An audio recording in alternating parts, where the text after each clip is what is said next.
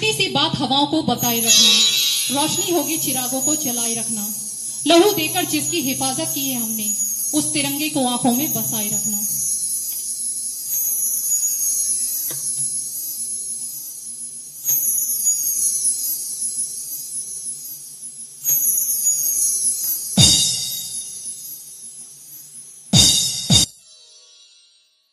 इस परेड का एक और महत्वपूर्ण अंग ध्वज रक्षक टोली। आप सभी अपना ध्यान मुख्य द्वार की ओर ले जाएं।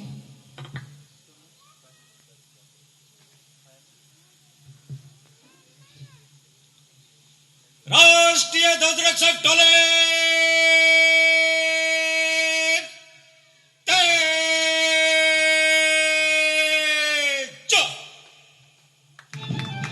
आप देख सकते हैं कि ध्वज रक्षक टोली परेड प्रांगण में प्रवेश लेते हुए जिसकी कमान संभाले हैं मुख्य आरक्षक बलवीर सिंह।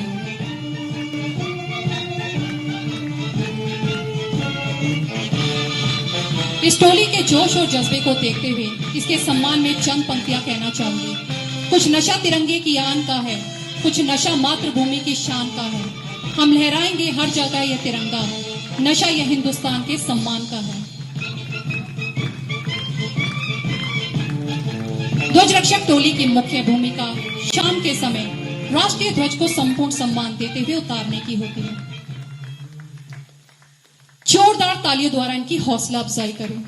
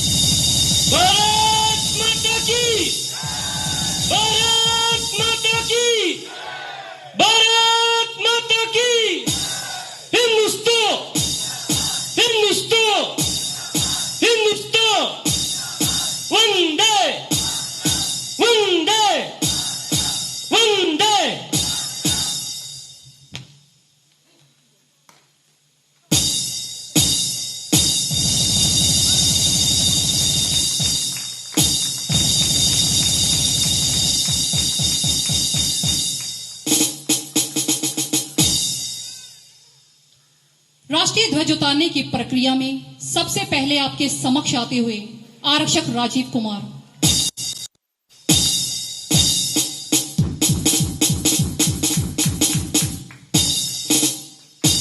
और झुककर सलाम करें उनको जिनके हिस्से में ये मुकाम आता है। खुश नसीब होता है वह लहू जो देश के काम आता है।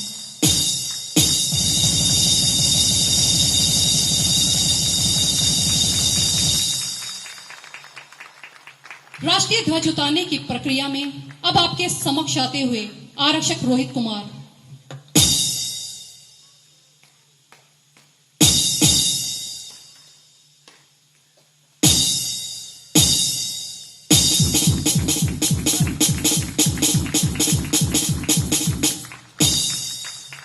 सीने में जुनून, आंखों में देशभक्ति की चमक रखता हूं। दुश्मन की सांसें थम जाएं, आवाज में इतनी धमक रखता हूं।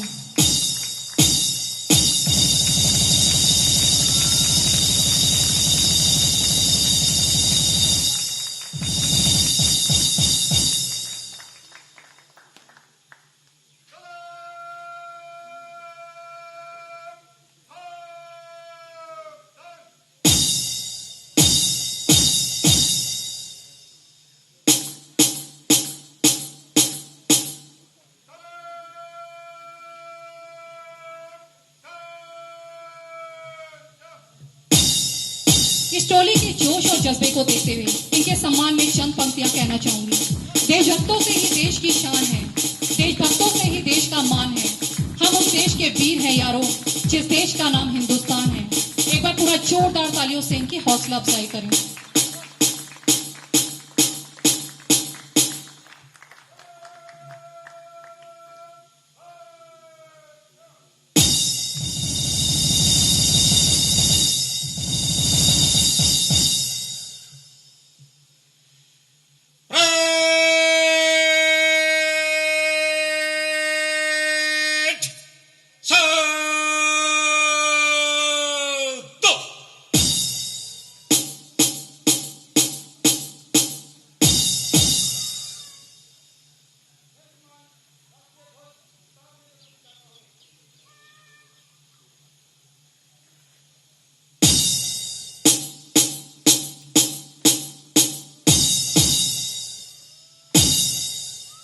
अनुमति मिलने के पश्चात परेड कमांडर परेड की कार्यवाही को आगे बढ़ाते हुए मेरा आप सभी से निवेदन है कि राष्ट्रीय ध्वज को उतारते समय उसके सम्मान में कृपया अपने स्थान पर खड़े होकर राष्ट्रीय ध्वज को उचित सम्मान दें।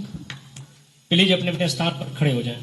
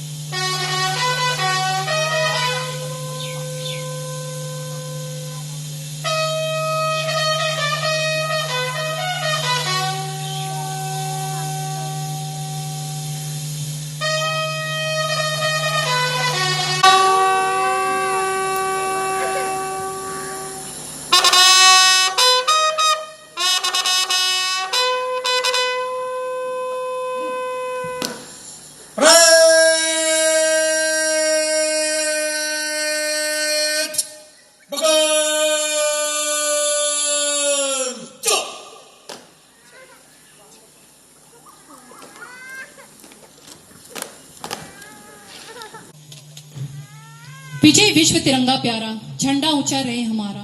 आप सभी से निवेदन है कि ध्वज रक्षक टोली राष्ट्रीय ध्वज को लेकर इस प्रांगण से विदा होगी। राष्ट्रीय ध्वज के सम्मान में अपने स्थान पर खड़े रहकर उसे सम्मान दें।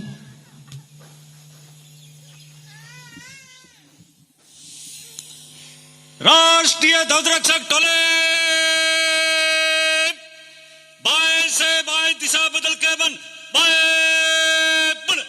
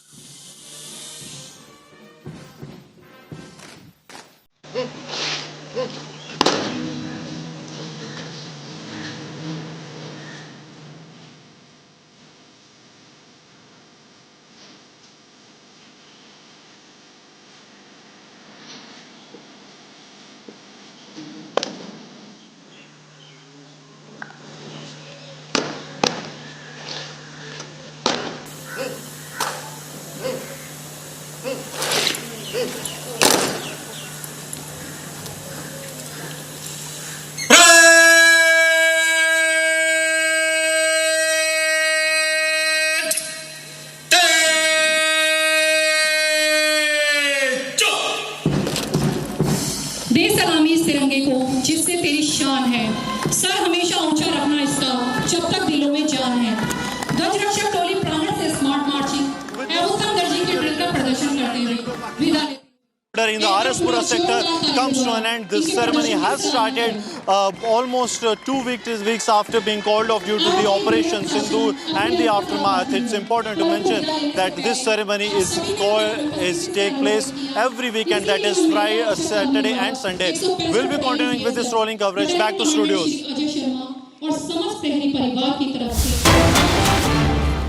Some big breaking news at this hour. Akali councillor Harjender Singh was shot dead in Amritsar, and according to a statement that has been released by the Punjab police, The statement says that while Harjender Singh was on his way, a motorcycle carrying 3 to 4 individuals approached him and opened fire, and he succumbed to his injuries on the way to the hospital. According to his brother and brother-in-law, the attackers were the very same individuals who had previously opened fire at his residence and also issued threats to the councillor.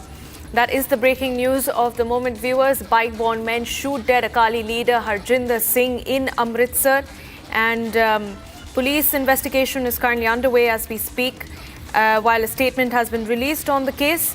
And the police have said that he was specifically targeted by 3 to 4 bike-borne individuals while he was on his way. And his family has also issued a statement saying that they believe that these were the same individuals who had targeted him previously and opened fire at him in a previous case. And we're also learning that the councillor succumbed to his injuries while he was on his way to the hospital. And we're picking up more details as we wait to connect with my colleague on the ground who has more information.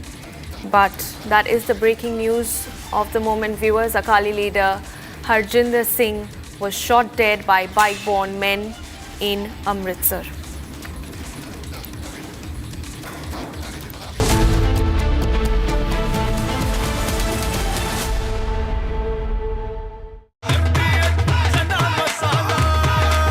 अब छोलिया हो या लोबिया, सफेद चने या काले चने, सब कुछ मजेदार बने। इसको घर पे लगाओगे तो शादी का तो पता नहीं, पर घर पक्का नहीं टूटेगा। रुंगटा नहीं तो घर स्ट्रॉन्ग नहीं। रुंगटा स्टील TMT बार एकदम सॉलिड। पहाड़ों में हाइकिंग शिप भी बन सकती है। दादी के हाथों का जादू और खुशबू से महकता घर, माँ की मुस्कुराहट और खाने की ये गरम मसाला, क्योंकि हर रिश्ता है स्वाद से जुड़ा। I don't just report from courtrooms on verdicts, I decode them. From breaking news to complex legal verdicts, every word is backed by law. At the Republic School of Journalism, you will learn how to report on legal issues with accuracy and speed. The RSJ Diploma, starting on the 30th of June. Apply now.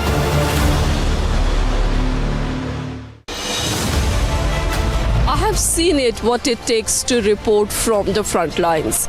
Accuracy, urgency, courage, responsibilities. At Republic School of Journalism, you'll be trained for that reality. It's not theory, it's live learning inside a working newsroom from the day one. If you want to report the truth when it matters the most, RSJ is where you begin.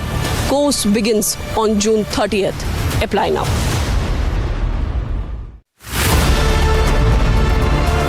We don't just get you the headlines, we report on them.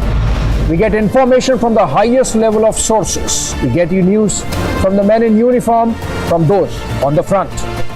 At Republic School of Journalism, you will learn how real reporting is done on the ground and in real time. The RSJ Diploma course begins on June 30th. If you want to lead the story, start here.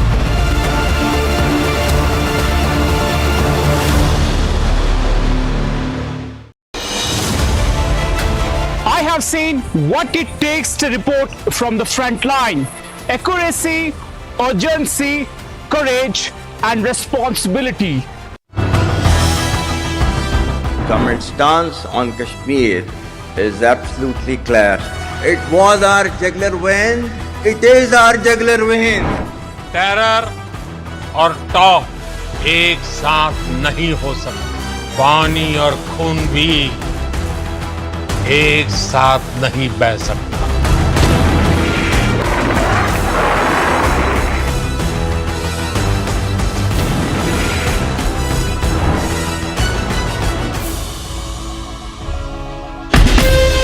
From Asia's largest news headquarters, setting the agenda for Bharat.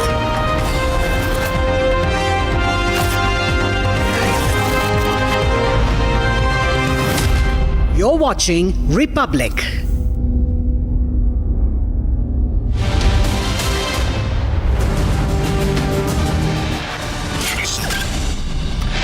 Huge economic milestone. India leaps past Japan, becomes fourth largest economy in the world.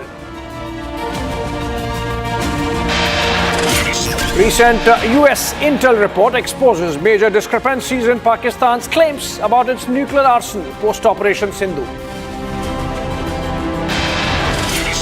Prime Minister Narendra Modi issues a gag order to motor-mouth irresponsible leaders. Prime Minister advises BJP leaders to be more careful regarding their statements on Op Sindoor.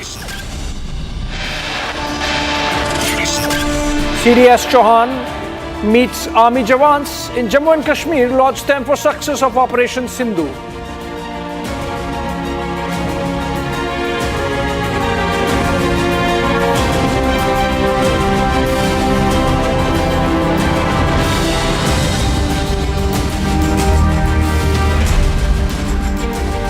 All right, we are beginning this Sunday edition of This is Exclusive with breaking news coming in. First, from Punjab, where Akali leader Harjender Singh has been shot dead. He was a councillor, a municipal councillor in Amritsar, and just an hour or so back, while he was moving out, he was shot dead by bike-borne assailants who are yet to be identified. These are pictures coming in from Amritsar. And we are going to get our reporter live in a bit, but this information is coming in that, and in fact we have a police reaction also by ADG, additional DCP Harpal Singh Randhawa, who has said that the leader's brother and brother-in-law have complained that the attackers were the same people who had opened fire on him previously at his residence. Akali councillor Harjender Singh Bahman shot dead by bike-borne assailants in Amritsar. And we have, in fact, Lalit Sharma joining us live from Chandigarh, our Punjab correspondent. Lalit, what more can you tell us? Who was this leader, and any details of why he has been shot dead? Who are those who have killed him? And whether the police is hot on their chase? Abhishek ji, if we talk about as per the police and as per the relatives of the Akali leader who has been shot, who has said to be Harjender Singh Bahman, who is the councillor from ward number 2 in Jandiala Guru in Amritsar. He was shot in the evening by the unknown assailants who came on the bike. Around 3 to 4 fire shots were shot and all have hit him. And during his treatment on his way to the hospital, he's come to the bullets. So he was shot dead. But as per his brother-in-law, he has been said that some weeks ago, these were the same assailants who have given a threat to Harjender Singh Bahman at that time also. So right now police is investigating the whole matter as per the brother-in-law. But if we talk about the way it has been, the Akali leader has been killed. After that, there has been a lot of panic in that area. So in the evening, unknown assailants have shot dead the Akali Dal councillor from ward number 2 in Amritsar. Jandiala Guru is the area from where he has been the councillor. So he has been shot dead, and police is further investigating this whole matter. Any clues about where those assailants are? Is the police zeroing down on their location and close to arresting them? Well, Abhishek ji, as per the Republic TV has a word with the ADCP Harpal Singh. He has said that the CCTV footages of the area has been taken, and they are very close to the person, the unknown assailants who have shot dead. But till now, police is just chasing them, but they have got certain important clues, as all the CCTV footage has been taken, and further on. We are further investigating who the unknown assailants were. Back to the studio. All right. Thank you so much, Lalit, for joining us with those details. We will, of course, keep close track of the developments in this story and come back to you as and when there is something more from the police coming in. Moving on. In a significant milestone, something for which we as citizens of India should be proud of, the Niti Aayog has officially announced that India has surpassed Japan to become the fourth largest economy in the world, with a current GDP at $4.18 trillion US. This milestone underscores India's economic growth trajectory, and India's public policy think tank Niti Aayog, its chief executive officer BVR Subramaniam, also predicted that India may soon surpass Germany also and become the third largest economy, perhaps over the next couple of years. Let's look at that announcement made by Subramaniam, and then we'll have a guest.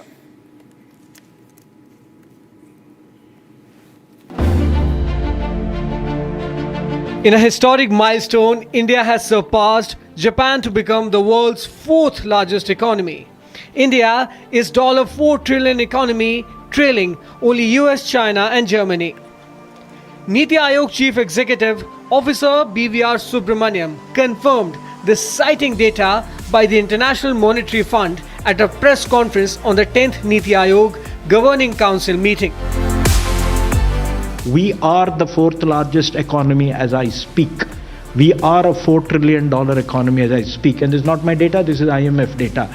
India today is larger than Japan.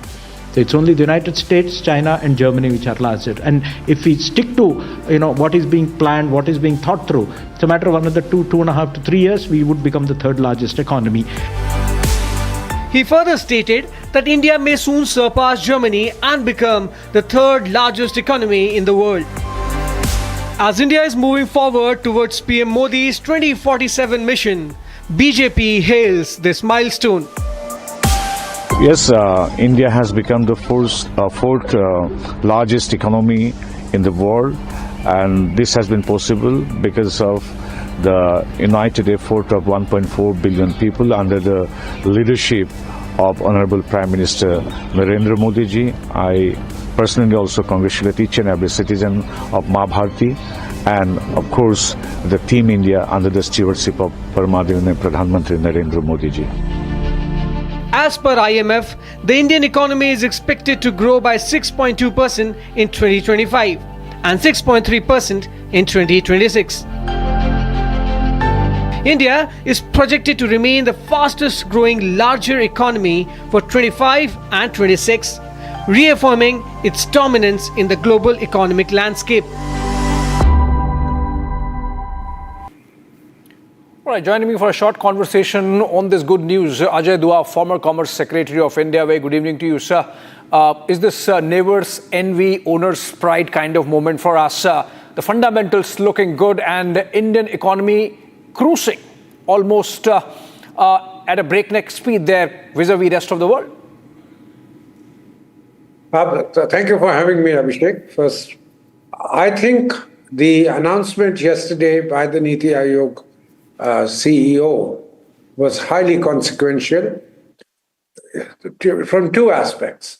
One, that India has crossed the $4 trillion, the line to grow its GDP, which, as we all know, just about 6 years ago was below $2 trillion. So doubling it up in 6.5 years is a great achievement, I would say.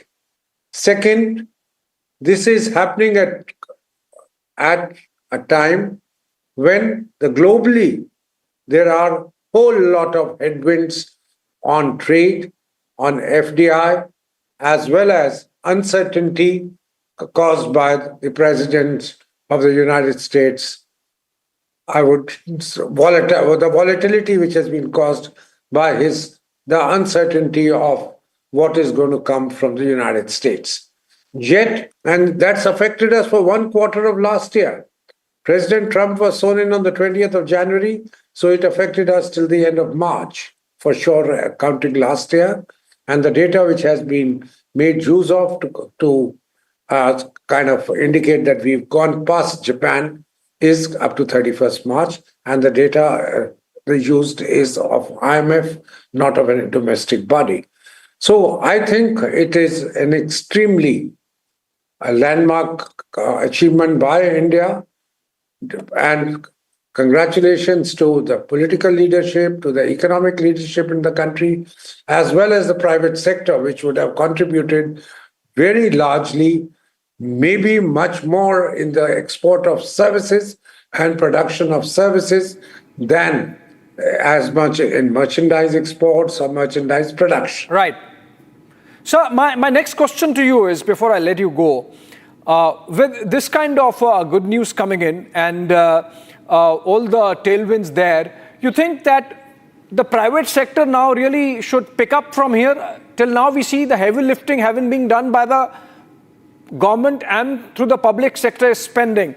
The private sector money was still, investments were still not coming in. You think now is the time that they should really pick up the tab and take it forward from here? I'm fully in agreement with you on that, Abhishek, that post-COVID, the recovery which we saw, a very sharp recovery in the year 22-23 and a steady one subsequently, was driven largely by the government and its PSUs, both central as well as the states.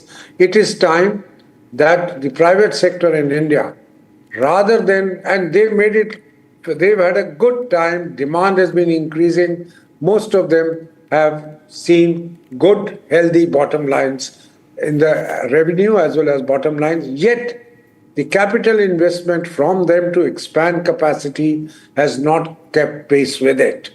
If anything, yesterday's data are a little shocking that last year's FDI inflows into India, which otherwise were $81 billion, a 14% increase over the previous year, yet the net FDI, which is what UNCTAD, the body which monitors FDI flows, is below $1 billion, $353 million alone, which shows that the private sector is not really investing. If they are investing, it is the outflow out of India, not really in the greenfield projects in India where we would like to see them invest. Right. My last question to you, sir, before I let you go.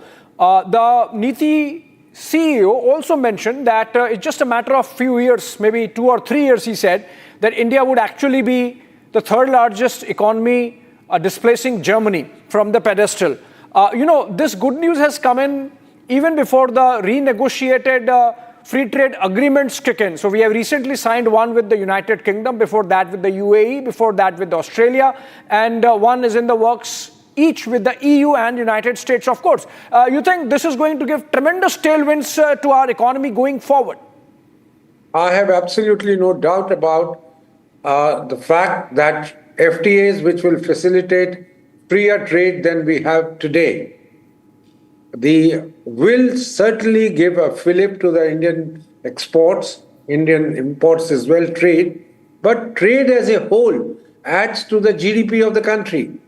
And that is where we can be sanguine, optimistic, that in addition to what activities we have been doing, which have given us a 6.2% rate of growth during the current year, despite our Q2 not having been very robust and bringing down the GDP in the first half to just about 5%. The second half of the year, despite all the headwinds, we've done very well, and the year has ended for us at 6.2. I'm optimistic that within a couple of years, we will be past Germany, because the rate of growth in European Union, as we all know, varies at most to 2.5%, and Germany is no exception to the rule for the 27 countries. So we could well be beyond that line also, and be in the happy position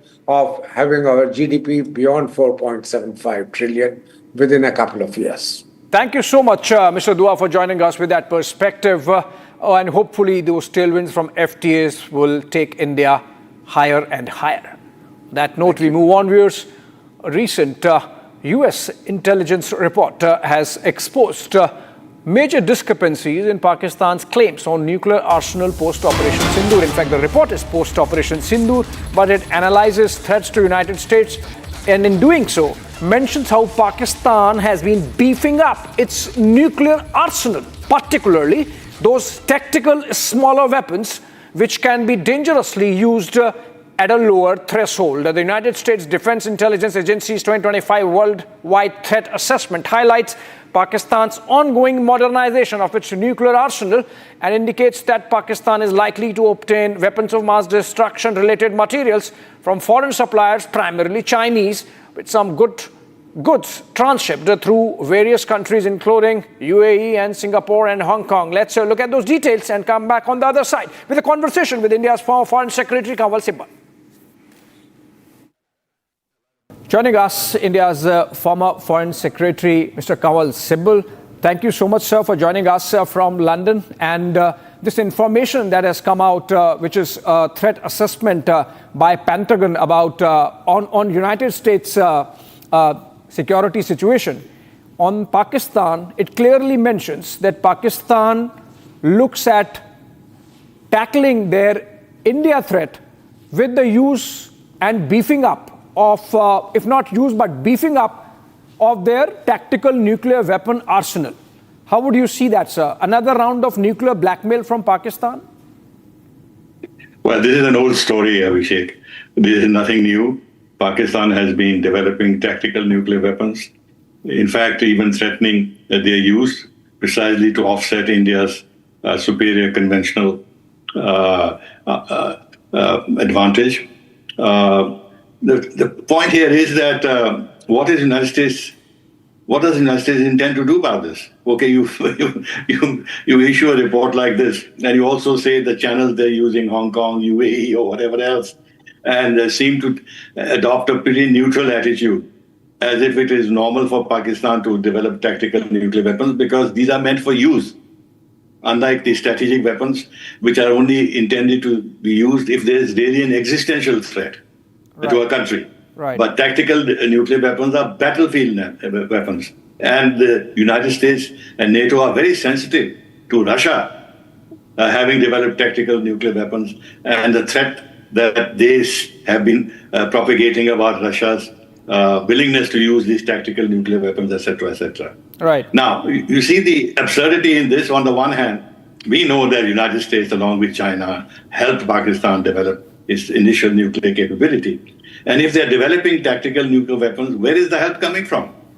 And what is the United States doing to block the channels from where they're getting all this material and know-how and everything else clandestinely? Yeah. The United States is very strongly positioned in, for example, UAE.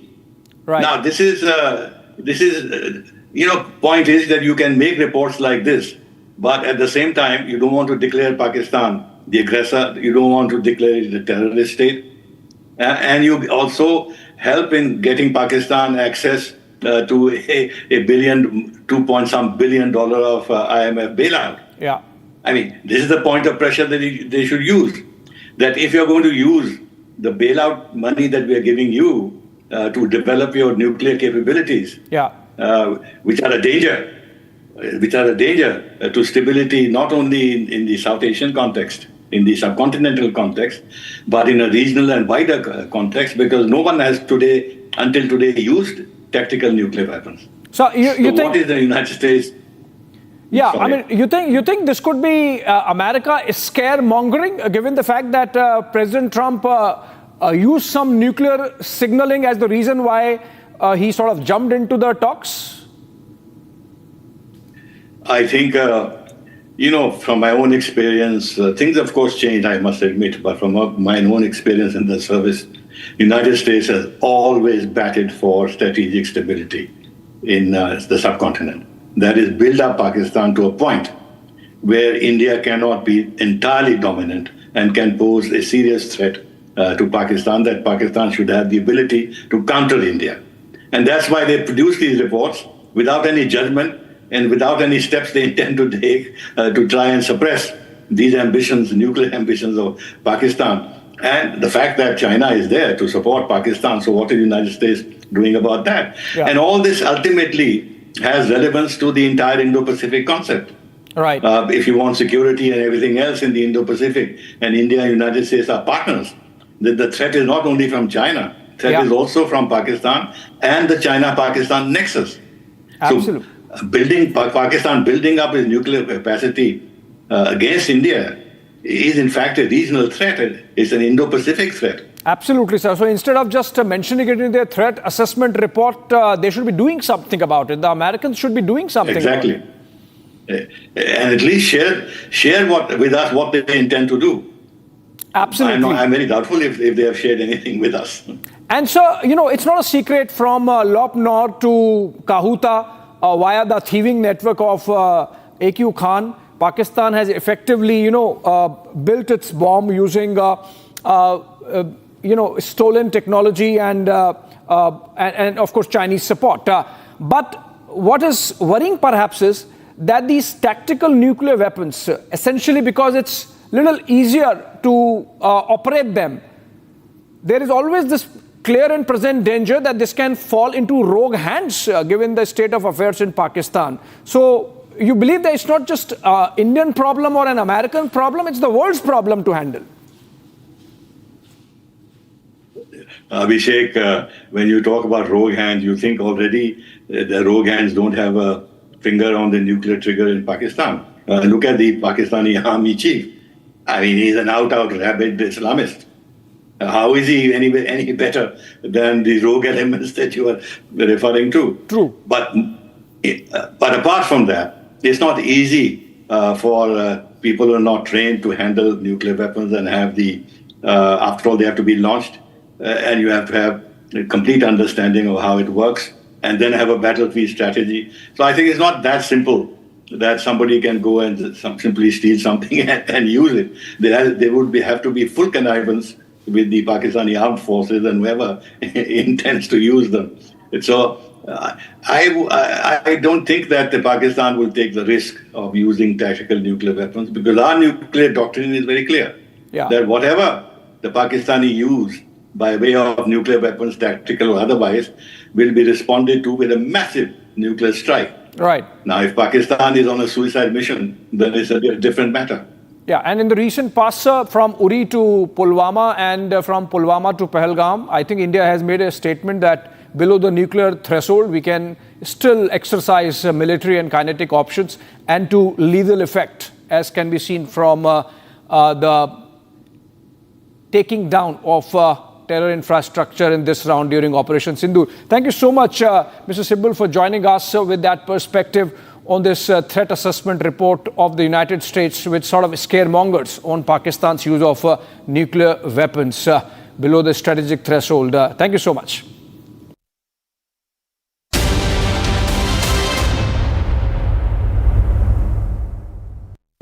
In the global employability rankings by Times Higher Education UK, only the following 6 institutions from India are ranked amongst the top 230 in the world for having the most employable graduates. IIT Delhi, IISc Bangalore, IIT Bombay, IIM Ahmedabad, IIT Kharagpur and Amity University.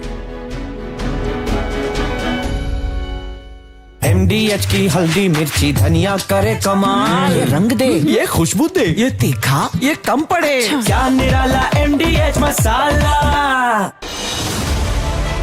I have seen it, what it takes to report from the front lines. Accuracy, urgency, courage, responsibilities. At Republic School of Journalism, you'll be trained for that reality. It's not theory, it's live learning inside a working newsroom from the day one. If you want to report the truth when it matters the most, RSJ is where you begin. Course begins on June. Government's stance on Kashmir is absolutely clear. It was our jugular vein. It is our jugular vein. Terror और top एक साथ नहीं हो सकते.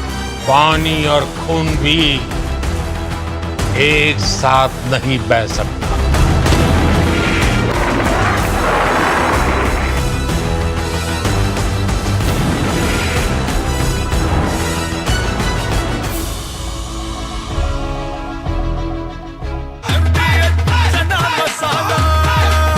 अब छोलिया हो या लोबिया, सफेद चने या काले चने, सब कुछ मजेदार बने। विमल में गुलिस्तां के ये कुछ लजीज फरिश्ते जब साथ गुलें तो जी लग जाए और दिल कहे कि स्वाद की जुबान में खुद को ऐसे डुबाऊं कि निकल ना पाऊं। विमल की जुबान कुछ है ही ऐसी, मानते हैं? विमल, बोलो जुबान कैसी? MDH की देगी मिर्च, देगी मिर्च का तड़का, अंग अंग फड़का। MDH की देगी मिर्च। I don't just report from courtrooms on verdicts, I decode them. From breaking news to complex legal verdicts, every word is backed by law. At the Republic School of Journalism, you will learn how to report on legal issues with accuracy and speed. The RSJ Diploma starting on the 30th of June. Apply now.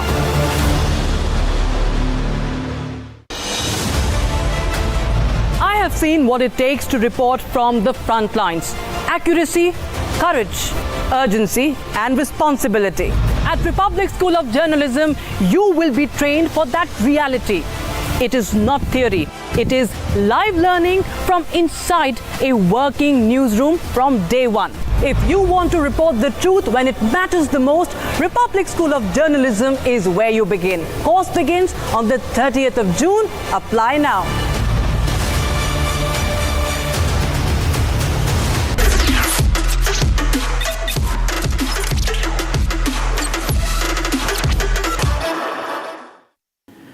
Hi there, welcome back to your favorite deep dive show on stories contemporary and consequential for India. Last episode, I profiled for you the Pakistan Army, its deep tentacles and its tight grip over Pakistan. As the adage goes, while nations keep armies, in the case of Pakistan, the army keeps the nation. Rooted in hate for India and inspired by jihad, the Pakistan Army has not inflicted last of its terror acts by way of Pahalgam. It is unfortunate and sad, but true that there would be more such attacks in future. We cannot make a mistake of the kind we made in Pahalgam with lax security. The security gap that left those tourists unprotected on April 22 must not be repeated at any cost. Operation Sindoor has created a new normal of lowering the bar above which Pakistan would attract India's kinetic response. We have discussed in detail the military strategy and tactics, the success of our air defense systems, the precision-guided destruction of terror infrastructure, and how Indian armed forces delivered their most visible mission success in recent times. Military leaders the world over are taking note. But this episode, I am focusing on the geopolitical side of India's response to Pahalgam. How did the world respond? Did we find friendship among our friends? Are we back to square one on dehyphenation between India and Pakistan? How has diplomacy fared post-Pahalgam? We are in the midst of an ongoing tour of 7 all-party delegations that are on a briefing spree through world capitals. Why were those nations chosen? What are our objectives? What we intend to achieve? A lowdown in segment 1. And then, to close the episode, a short segment on the first American Pope in the history of Roman Catholic Church. What it means for America's declining hegemony. Let's get going.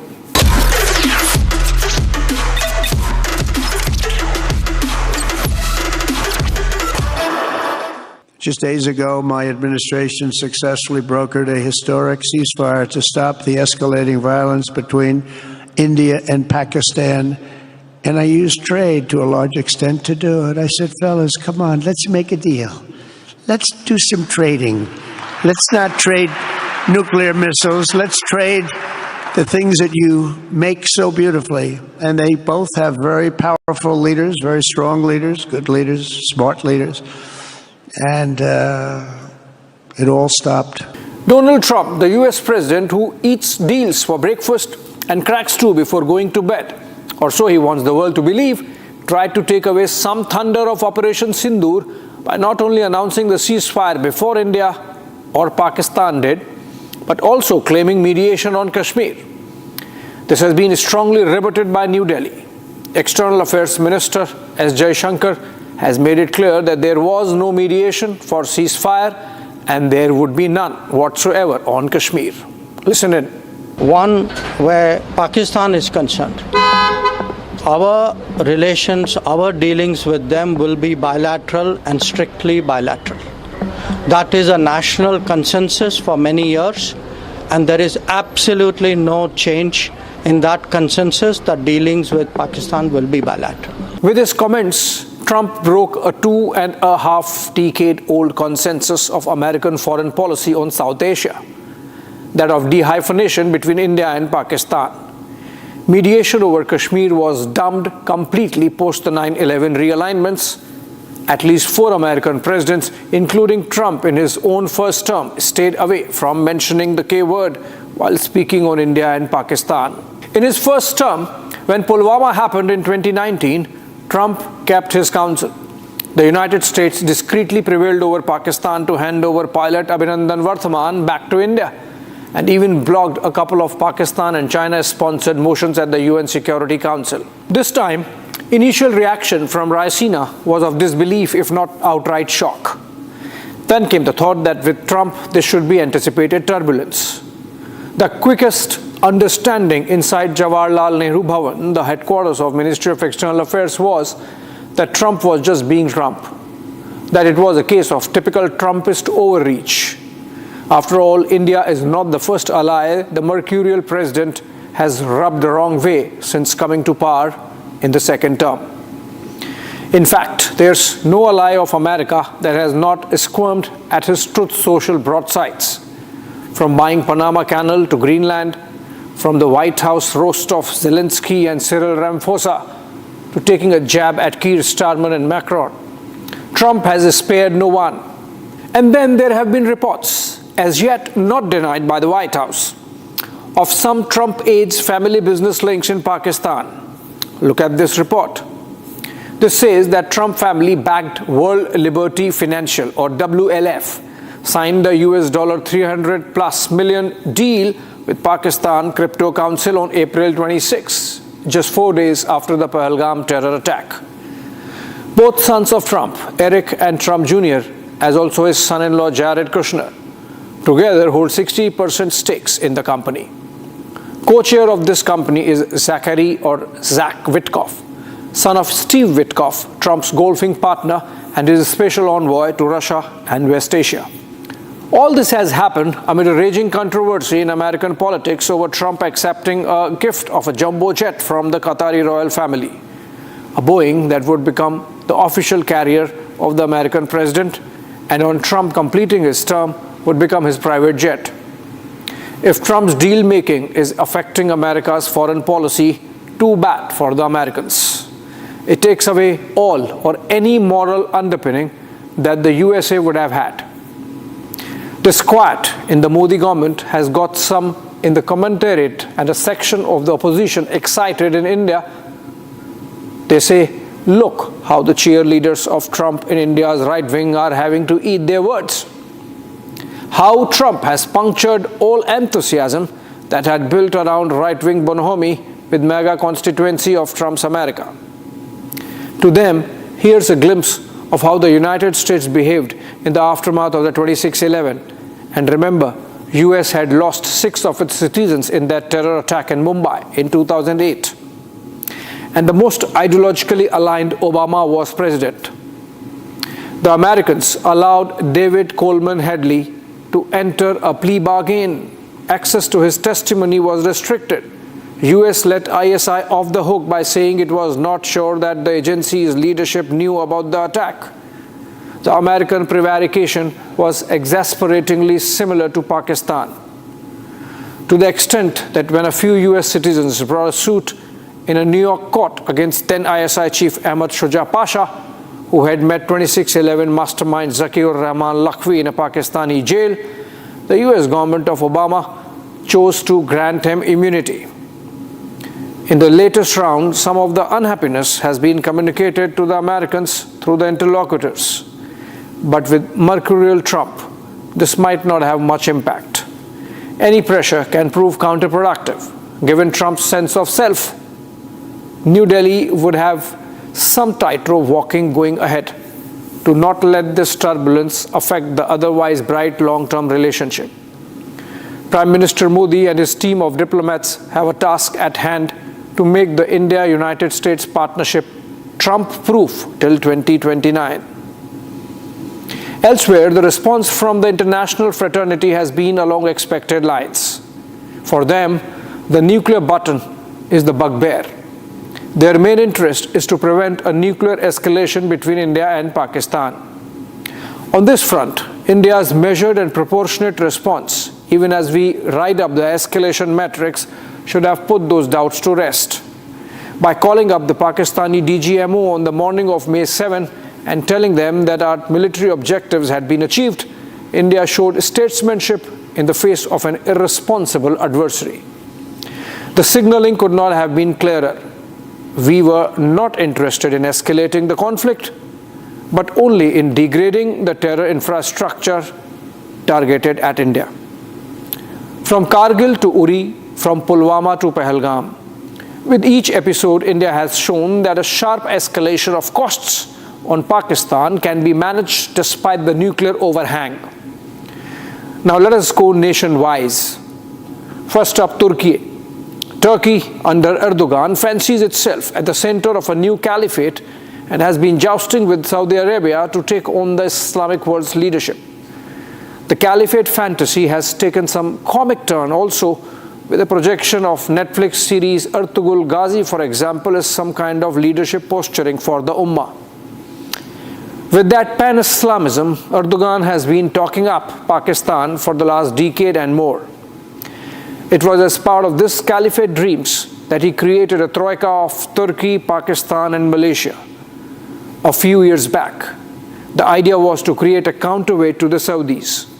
That explains the ideological basis of Turkey providing those drones that Pakistan used against India during Operation Sindoor. Erdogan also sent some military contractors to help inept Pakistani soldiers fire those drones, two of whom perished in the Indian counter-strikes. Apart from this, parking a naval frigate in Karachi port during the standoff was clearly provocative. India hit back with withdrawing of some contracts, including the license of airport ground handling company Celebi. Public response was even more telling. Turkey's exports to India stand at around $4 billion against $900 million only to Pakistan. This indulgence with Pakistan is sure going to hurt Turkey monetarily. But then, the motivation being pan-Islamism and not trade, nothing might come out of India's boycotts. We have at least made a point. Universities across the country withdrew from the MOUs they had signed with the Turkish counterparts. Erdogan was bestowed an honorary doctorate by the Jamia Millia Islamia of Delhi during his 2018 visit. That too should stand withdrawn. China next. Among India's strategic community, it is clear that any war with Pakistan is a proxy war with China. From the J-10 fighter jets to the PL-15 ballistic missiles to the HQ-9 air defense shield, the entire war machine directed against India is Chinese-made. One might say thankfully, because none of it fired properly in Pakistani hands. India officially claimed through a Ministry of Defense think tank that the Chinese put their military satellites at the disposal of Pakistanis to gather real-time intelligence on India's military response. What this means, though, is that in any future conflict, India has to take into account this dynamic that Pakistan has an inexhaustible supply of war machine to tap. The late General Bipin Rawat was not wrong in propounding the two-front war theory. In a scenario of a full-fledged war with Pakistan, China is likely to open a pressure point on the Eastern Front. There has to be enough wargaming for that possibility. within India's strategic community. Not for nothing, the first thing Pakistanis did on de-escalation was to scoot to China with a Thanksgiving note. Europe played responsible, with statements from London, Paris, Brussels and Berlin appreciative of India's right to respond to the Pahalgam provocation. Many of the leaders from these countries called Prime Minister Modi directly to express their support. From the Muslim world, Saudi Arabia and the UAE, both having made tremendous strides in their India relationship, played a constructive role. It was not missed by Riyadh that the Pahalgam terror attack happened when Prime Minister Modi was their guest. And so the Saudi Minister of State for Foreign Affairs did not so behind-the-scenes ping-pong diplomacy to calm the tempers. The most encouraging reaction perhaps came from Afghanistan, with the Kabul regime, remember, as yet not recognized by India, is strongly condemning the terror attack in Kashmir. A lot is happening on the Afghanistan front. As if on cue, Foreign Minister Jaishankar had a phone call with Taliban Foreign Minister Amir Khan Motaki. This was highest level contact between the two sides since the first Taliban government in 1999, and is testament to some nimble-footed diplomacy by India of late. The outreach through all party delegations to 33 countries is carefully crafted. The list includes all members of the UN Security Council, minus China and Pakistan, of course. All those UN member states that would join the UN Security Council next year, plus the permanent members, Russia, USA, France, UK, again excluding China. The delegations are carrying country-specific dossiers. For example, the team traveling to France is carrying notes on how Pakistan originating extremism and terrorism are behind some of the attacks that have taken place on the French soil. The point is, America or no America, West or no West, India has to frame its own response to cross-border terrorism emanating from Pakistan. We have to make sure that Pakistan pays every time a Pahalgam happens next. In military terms, with Operation Sindoor, India has expanded the maneuverable space in which it can carry out kinetic actions in response to future terror attacks. Beginning with the Kargil War of 1999 and through the Uri, Pulwama and Pahalgam episodes, the escalation metrics in terms of inflicting costs has been going up. There is no evidence that Pakistan would desist from terrorism as instrument of state policy. Past episodes like the 26/11 Mumbai attack show its responses are tactical retreat and obfuscation, nothing more. Terrorism is hardwired into Pakistani society and polity. The Pakistan army is only the most potent and visible symbol of the radicalized society that Pakistan is. Imagine the Mumbai attack happened months after a preposterous compromise by India when the Manmohan Singh government let Baluchistan be slipped into the Sharm el-Sheikh joint statement. This is yet another proof, if one more was needed, that Pakistan cannot be appeased. It is like feeding a crocodile in the hope of buying peace. No, it won't happen. We have to keep on our guard. Moving on to the second segment, the American Pope. Fratelli e sorelle, l'immane tragedia della Seconda Guerra Mondiale terminava 80 anni fa, l'8 maggio, dopo aver causato 60 milioni di vittime. Mai più la guerra! You would have missed the irony. At a moment of history when the United States of America is seen as withdrawing from its leadership of the free world, and indeed the rest of the world, the Catholic Church elected its first American Pope. Cardinal Robert Francis Prevost, born in a Chicago suburb, Rob for family, Bob for friends, was picked to be the successor of Pope Francis. Now called Pope Leo XIV, in his first speech at the Sunday Mass on May 18, the new Pope promised to continue the legacy of his predecessor in reaching out to the margins of the Catholic Church. Prevost has taken his papal name from 19th century Pope Leo XIII, who led the church during the first industrial revolution. The incumbent believes the advent of artificial intelligence provides similar challenges to mankind. America is of course excited. The Time magazine wrote, "For the first time ever, the most famous American in the world is not the president or a Hollywood icon or a tech billionaire, it's the Pope." St. Peter's Square was brimming with American flags when the announcement was made from the Sistine Chapel. In America, the news of an American Pope was received with excitement. A fractured polity united for once in seeing in the first America-born Pope part redemption of its leadership of the world that they have been relinquishing on the geopolitical plane. Like a typical Chicagoan, Prevost supports the Chicago White Sox baseball team in the Major League. Vice President J.D. Vance, during his first meeting, brought a jersey of the team as a souvenir, to which the Pope said, "Good choice." There was partisan subtext, of course. The Democrats, for example, point out to his strong views on social justice, migrants issue and poverty.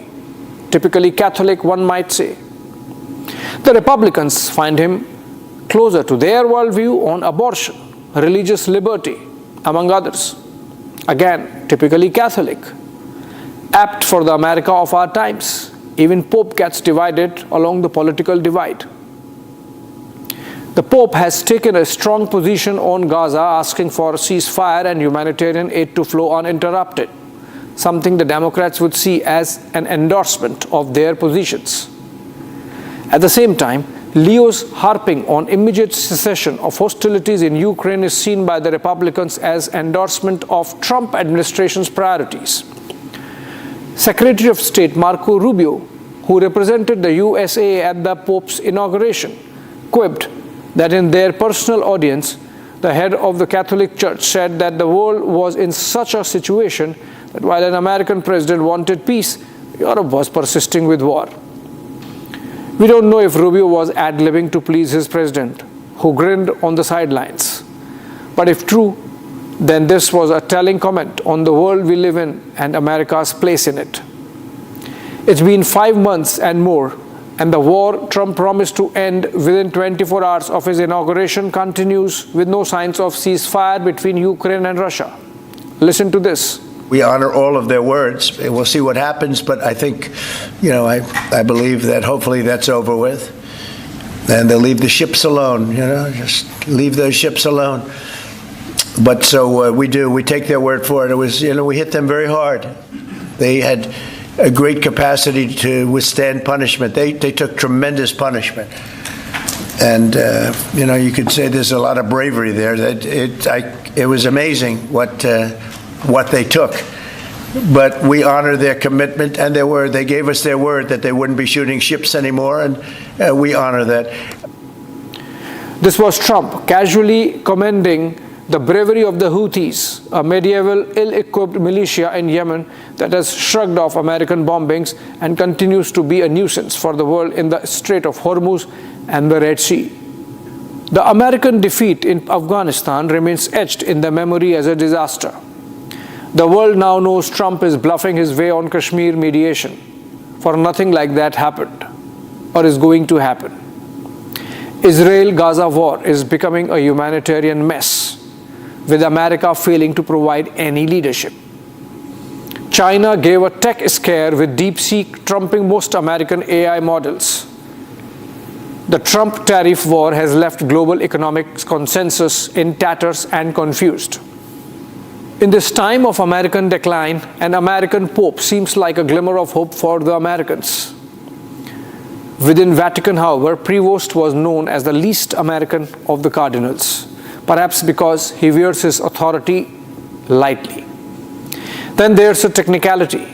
Though America-born, Prevost has Peruvian citizenship since 2015, the country of his work over the last 3 decades, where he served as a missionary and an archbishop, before being picked up for Vatican duties as a cardinal in 2023.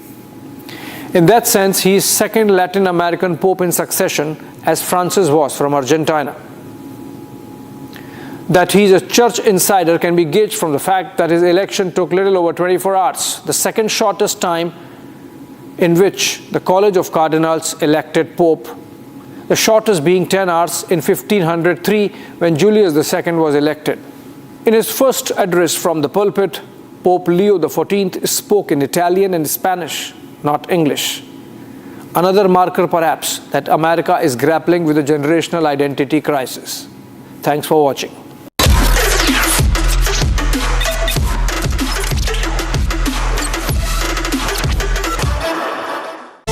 Powered by Century Ply Club Prime. Raho befikar.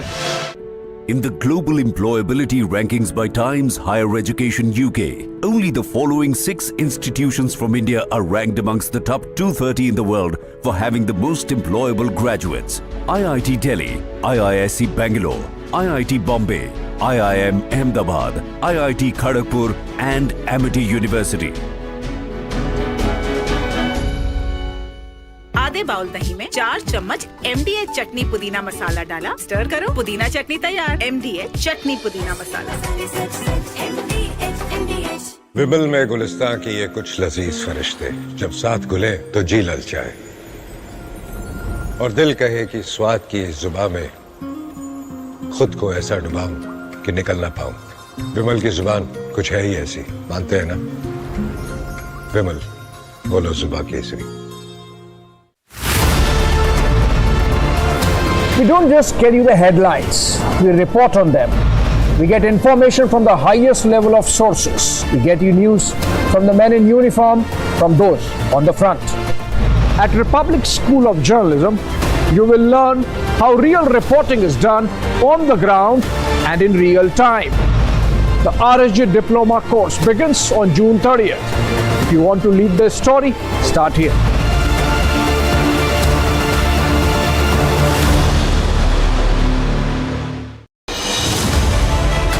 I have seen what it takes to report from the front line. Accuracy, urgency, courage and responsibility.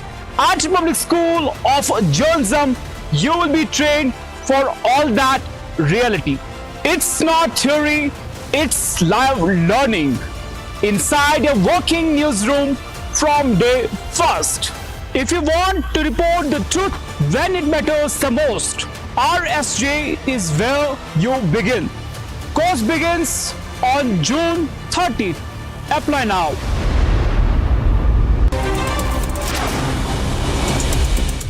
And these are stories in brief. In Bharat in 5 minutes. In less than a month, by-polls in 4 states will take place. The Election Commission has announced that by-elections to 5 assembly seats in Gujarat, Kerala, Punjab and West Bengal will be held on June 19th. The counting of votes is scheduled for June 23rd. These seats were vacated following resignations or the demise of leaders. Prime Minister Narendra Modi will visit Gujarat on 26th and 27th of May, where he will inaugurate multiple development projects worth thousands of crores. He will visit Dahod, Bhuj and Gandhinagar during his 2-day visit.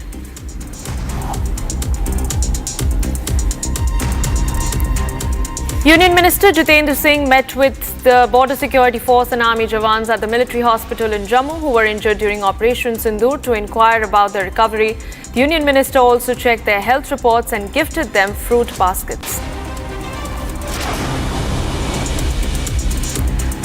Prime Minister Modi hailed the recent CBSE mandate for schools across the country affiliated under the board to install sugar boards to educate students on the risks of high sugar intake. During his 122nd Mann Ki Baat, Prime Minister Modi emphasized that fit and healthy India is the foundation of a strong India. With the monsoon gaining strength, the Indian Meteorological Department has issued a red alert for 5 districts in Kerala.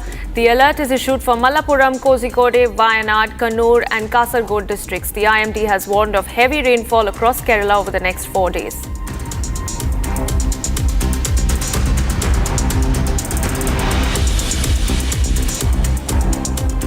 In the wake of heavy rainfall and thunderstorms that struck the national capital today, the Delhi airport has issued a passenger advisory for the passengers. Some flights have been impacted and hence passengers are advised to check their flight status regularly and stay in touch with airline staff for updates.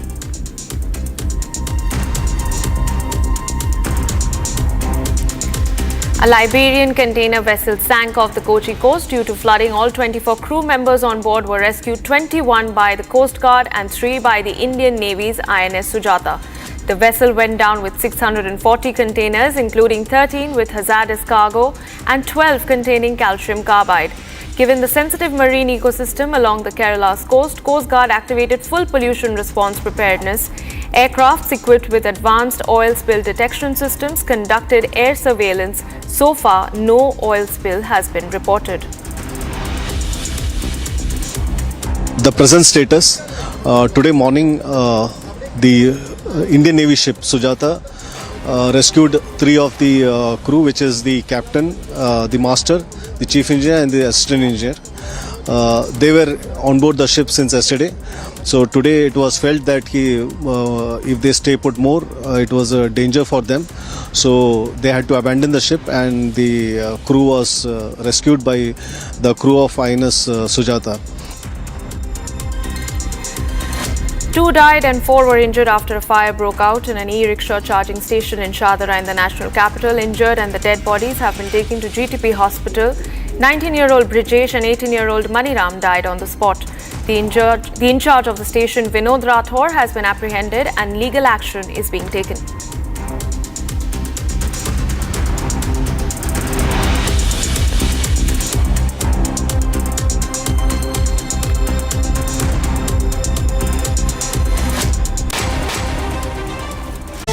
Powered by Century Ply Club Prime. Raho befikar. विमल में गुलिस्तां की ये कुछ लजीज फरिश्ते जब साथ गुले तो जी ललचाए और दिल कहे कि स्वाद की जुबान में खुद को ऐसा डुबाऊं कि निकल ना पाऊं। विमल की जुबान कुछ है ही ऐसी, मानते हैं ना? विमल, बोलो जुबा केसरी। इसको घर पे लगाओगे तो शादी का तो पता नहीं, पर घर पक्का नहीं टूटेगा। रुंगटा नहीं तो घर स्ट्रॉन्ग नहीं। रुंगटा स्टील TMT बार एकदम सॉलिड। पहाड़ों में एक हाइकिंग शिप भी बन सकती है।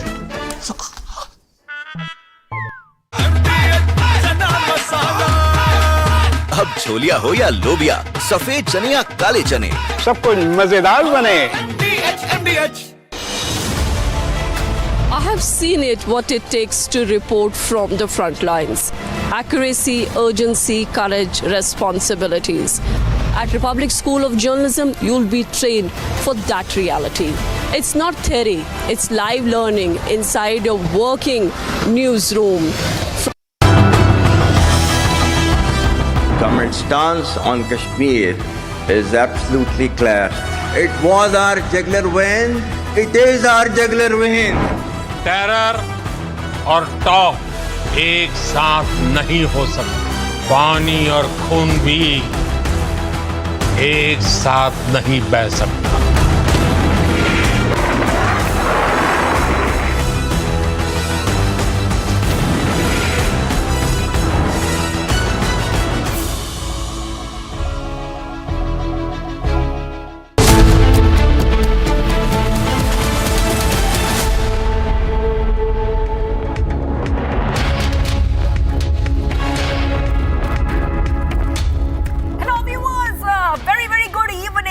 We are live and breaking. I'm Shivangi Shukla getting you the latest coming in. Tonight, we have a lot lined up for you. A lot of breaking updates coming in. But as usual, the headlines we're tracking. Let's get started.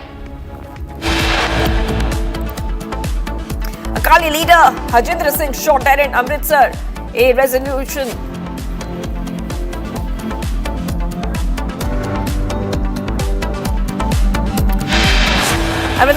praising the valor of the armed forces and brave leadership of PM Modi was passed at a meeting of NDA CMs and deputy CMs today.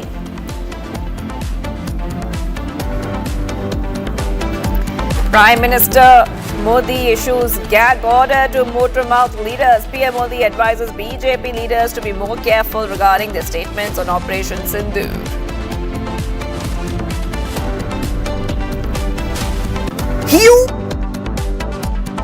India leaps past Japan, becomes 4th largest economy in the world.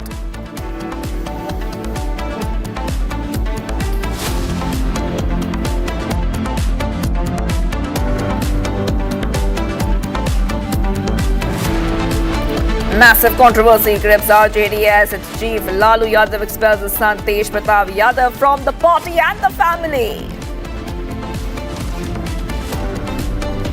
CDS Chauhan meets army jawans in Jammu and Kashmir. Lauds them for success of Operation Sindoor.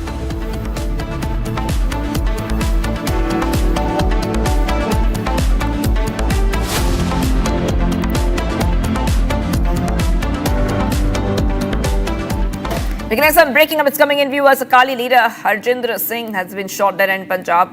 Akali councillor shot dead by bike-borne men in Amritsar. I've tried to get some updates on the story, but this is the big breaking that we are getting for you tonight.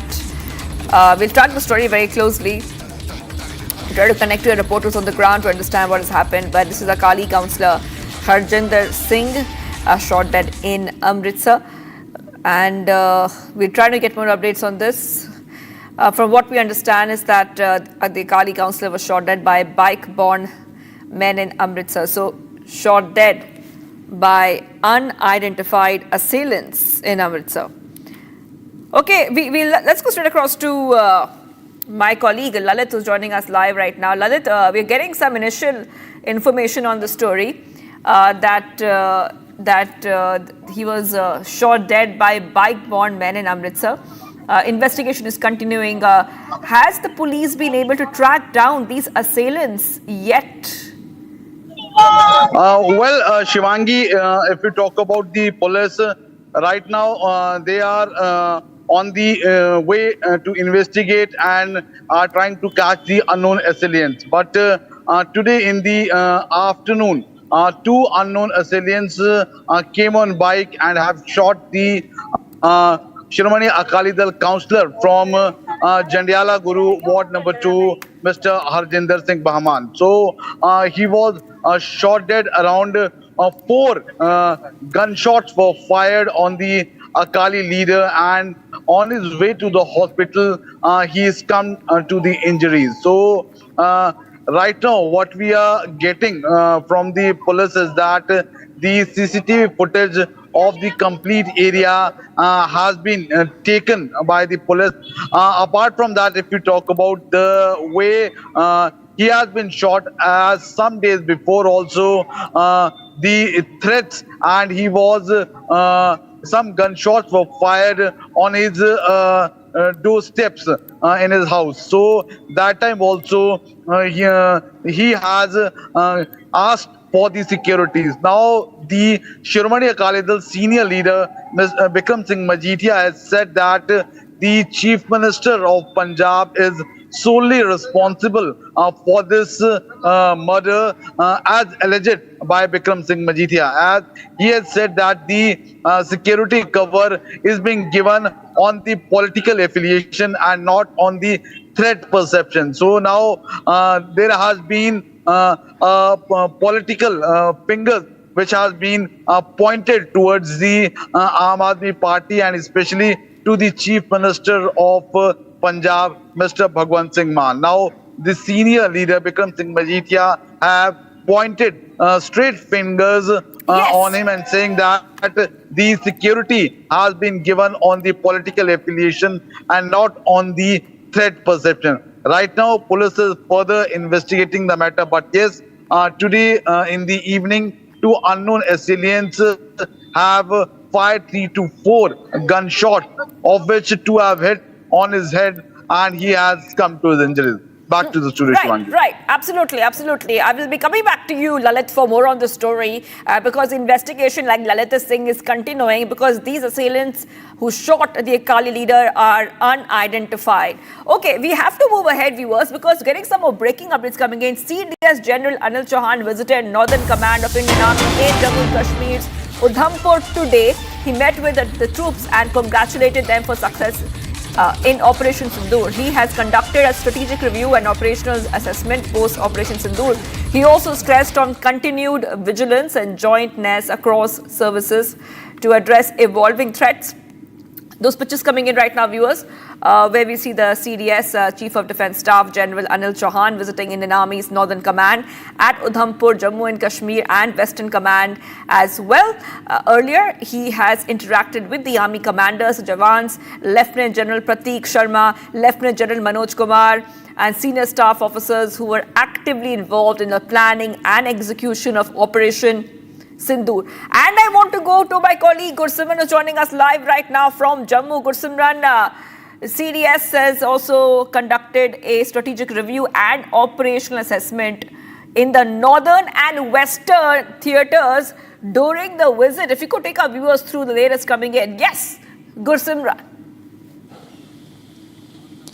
This was an important visit of Chief of Defence Staff General Anil Chauhan to the Western Command as well as the Northern Command of the Indian Army.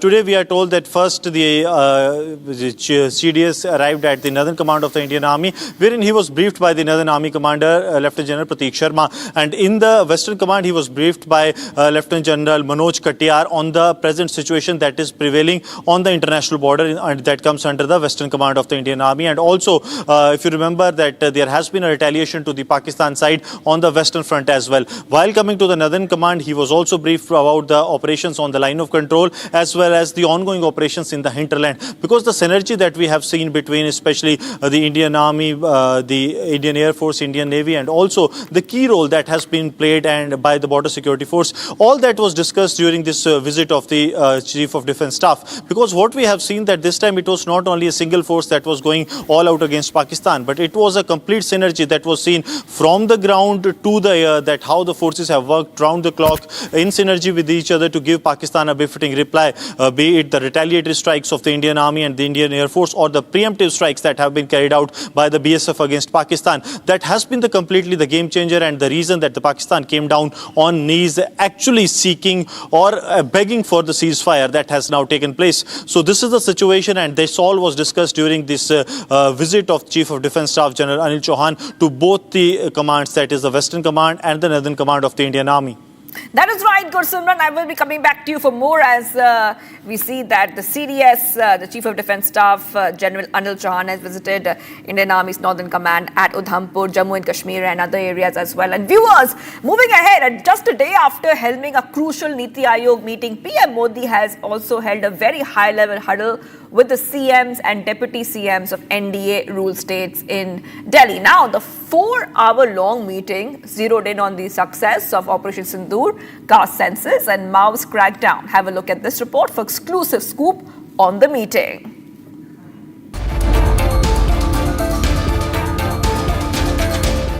All hands are on deck as we are witnessing a series of back-to-back brainstorming sessions led by the Prime Minister. A day after spearheading a high-stakes Niti Aayog meeting, he remained in mission mode today as well and led a crucial strategy session with the chief ministers and deputy chief ministers of NDA rule states. But before diving into brainstorming session, all the 20 CMs and 18 deputy CMs took a moment to tune in to watch Mann Ki Baat together, symbolizing shared vision and show of strength. The 4-hour-long meeting was not just a routine one. In focus were some of the most pressing issues facing the country, from the succession of Operation Sindoor, caste census, crackdown on Maoists, first anniversary of Modi 3.2, good governance. Several issues were raked up and discussed by the top leadership. During the meeting, chief ministers and deputy chief ministers lauded our Jawans and congratulated PM Modi for successfully destroying terror bases in Pakistan.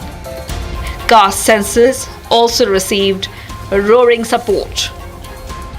जातिगत जनगणना, इस जातिगत जनगणना के विषय पर जिसको भारत की कैबिनेट ने मोदी जी के नेतृत्व में स्वीकृति दी है, और ये हमारी कल्पना शुरू से थी और हमारे बिहार की सरकार, नीतीश कुमार जी की सरकार जिसने सबसे पहले इसका प्रस्ताव लाया था, उसको भी ध्यान में रखते हुए और यह जातिगत जनगणना पर भी प्रस्ताव पारित हुआ और सभी लोगों ने इसको जहां इसकी सहमति के साथ साथ जो मोदी जी का निर्णय हुआ है उसकी प्रशंसा के साथ साथ साधुवाद देने का काम इस प्रस्ताव में हुआ है। With elections approaching in several states and national issues demanding urgent attention, the message from the Prime Minister is loud and clear that this is a government that wants to stay on the front foot. Getting to some big breaking up, it's coming in, viewers. JDU has slammed Lalu Prasad Yadav for expelling his elder son Tej Pratap Yadav from the party. JDU leaders took a dive at RJD, calling it cat and mouse game. That is right. Big update coming in right now, viewers. And just after we saw that a short while back, RJD's Tejasvi Yadav has said that his brother Tej Pratap Yadav is an adult and has a right to make his own decisions. But his father's decision on his brother's expulsion stands, and the party cannot tolerate such things. So this is happening, viewers, but and a big reaction has now come. This time the reaction has come from the JDU. I repeat, the reaction has come from the JDU. So let's go ahead and play out exactly what Neeraj Kumar, JDU leader, had to say on this. माननीय लालू प्रसाद जी के परिवार का यह मामला है, लेकिन सबसे महत्वपूर्ण है कि लालू जी जब दरोगा प्रसाद राय, जो इस बिहार के चर्चित राजनेता ही नहीं थे, सम्माननीय थे, उनकी पोती को जब घर से निकाला गया था तो आपका संस्कार नहीं जागा था। उस समय आपका जमीर नहीं जागा और आज आपका जमीर जाग गया। और उसके बाद आपके मंतव्य के बाद आपके छोटे पुत्र तेजस्वी यादव बोलते हैं कि तेज प्रताप यादव हमारे बड़े भाई हैं। आप कह रहे हैं कि घर से निकाला माना जाएगा। ये कैसा है, चूहा बिल्ली का खेल हो रहा है। बेटियों का सम्मान करना इस बिहार का राजनीति नहीं, देश का संस्कृति रहा है। इसलिए हमारी उम्मीद है कि दरोगा प्रसाद राय की पोती के साथ जो सरेआम अन्याय हुआ, और उस समय परिवारवाद का आरोप उस समय भी लग रहा था, आज भी आप पर लग रहा है और अब भी लगेगा, चूँकि आपके बेटा कहते हैं कि हमारे बड़े भाई जिसने इतना बड़ा आपराधिक कृत्य किया हो, कह रहा था हैक कर दिया गया है, तो हैक कर गया था तो जैक लगा करके इज्जत बचा रहे हैं। उन्होंने कहा कि हमारे बड़े भाई हैं और पार्टी के राष्ट्रीय अध्यक्ष लालू प्रसाद जी ने जो फैसला लिया है वो सही लिया है। तब बड़े भाई को जब परिवार से ही निकाला का लालू जी का वो ट्वीट है, तो आप बड़े भाई के रूप में स्वीकार कर रहे हैं, इसका मतलब चूहा बिल्ली का खेल हो रहा है क्या? Not only JDU but Jan Suraj chief Prashant Kishore has also slammed Lalu and family over this controversy. Listen in. ऐसा है, लालू यादव किसको परिवार से निकाल रहे हैं, किसको परिवार में रख रहे हैं, इससे बिहार का क्या लेना देना है? लालू यादव ने क्या कहा है कि कोई यादव समाज का काबिल आदमी है उसको हम नेता बना देंगे? लालू यादव तो आज भी यही चाहते हैं कि तेजस्वी यादव ही बिहार के नेता बने। हम लोग तो जनसुराज में हमने ओपन कहा है कि राजद की ओर से लालू जी ये कह दें कि अगर वो जात की बात करते हैं, छोड़िए पूरा बिहार का बात, अगर उनको यादवों की चिंता है तो यादव समाज से किसी आदमी को मुख्यमंत्री का चेहरा घोषित कर दे, जनसुराज उनके समर्थन में खड़ा हो जाएगा। खड़ा होकर दिखाइए। अरे ये जात की बात करने वाले जो नेता हैं, ये जात की राजनीति नहीं कर रहे हैं, ये अपने परिवार की राजनीति कर रहे हैं, अपने बच्चों की राजनीति कर रहे हैं, इनको किसी की चिंता नहीं है। And we also saw a reaction coming in from Tejasvi Yadav, who has said that his brother Tej Pratap can make decisions, but that does not align with the party and his father's vision. Listen in. जहाँ तक मेरे बड़े भाई की बात है, राजनीतिक जीवन में निजी जीवन भी अलग होता है, तो निजी जीवन के फैसले और निर्णय, क्योंकि वो अडल्ट हैं, बड़े हैं, उनको अधिकार है, वो अपना निर्णय क्या उनका सही होगा, क्या नुकसान होगा, ये अपना निर्णय वो खुद लें। और राष्ट्रीय अध्यक्ष जी दल के नेता हैं, उन्होंने अपने ट्वीट के माध्यम से स्पष्ट कर दिया है, जो उनकी भावनाएं थी उन्होंने स्पष्ट कर दिया है। तो अब जो है राष्ट्राध्यक्ष जी ने कहा है और हमने अपनी भावनाओं को भी आप लोगों के सामने रखा है। वो निर्णय ले क्या उनके लिए सही है क्या गलत है, लेकिन हम ऐसी चीज़ों को पसंद नहीं करते हैं और ना बर्दाश्त हम कर सकते हैं। ये बात जो है लोगों को समझाना चाहिए। अब वो क्या अपने निजी जीवन में कर रहे हैं नहीं कर रहे हैं, ये किसी से पूछ के तो नहीं करता है लोग। Viewers, breaking news coming in. Massive human chain. I repeat, massive human chain protests erupted in Hyderabad in response to a call by the All India Muslim Personal Board voicing opposition against Waqf Amendment Act. Protests stretched from the Chowk, Tori Chowk to Reti Boli, covering a distance of around 2 kilometers. Participants are holding placards and banners demanding the protection of Waqf rights and raised slogans in support of the cause. Okay. We have Aneri with us. Let's go to Aneri live. Aneri, this is a human chain, massive human chain, erupted in Hyderabad against Waqf Amendment Act 2025. And we see community leaders, we see activists and concerned citizens. Well, if you could take our viewers to these pictures coming in. Well, that's right, Shivangi. What we are seeing is that there was a human chain that, as a call given by the All India Muslim Personal Law Board earlier, they had come up with an action plan of staging protests at various locations, various programs being held in Telangana over the Waqf Amendment Act. Earlier, we had seen that there was a protest public meeting of women that had taken place a few days back, and today we saw that there was a human chain protest as a mark of protest, which was called by the All India Muslim Personal Law Board, where many of the people from their community had come together, joining hands, and as a mark of protest, they had staged a protest. Many of them were seen holding placards where they say that Waqf property belongs to them, and they demand that the rollback of the Waqf bill should be done immediately. Well, remember earlier also we had seen that how All India Muslim Personal Law Board, AIMIM Chief Asaduddin Owaisi, and many of the leaders from the community have been demanding that the Waqf Amendment Bill is not right. And also not only this, today there was a human chain that was formed by the people there in Hyderabad at various locations. And on the 1st of June, we will be seeing a massive protest which will be held here in Hyderabad. That is again a call that has been given by the All India Muslim Personal Law Board. Right. Okay, thank you for getting those details. We see protests against Waqf Act, a huge human chain has been formed.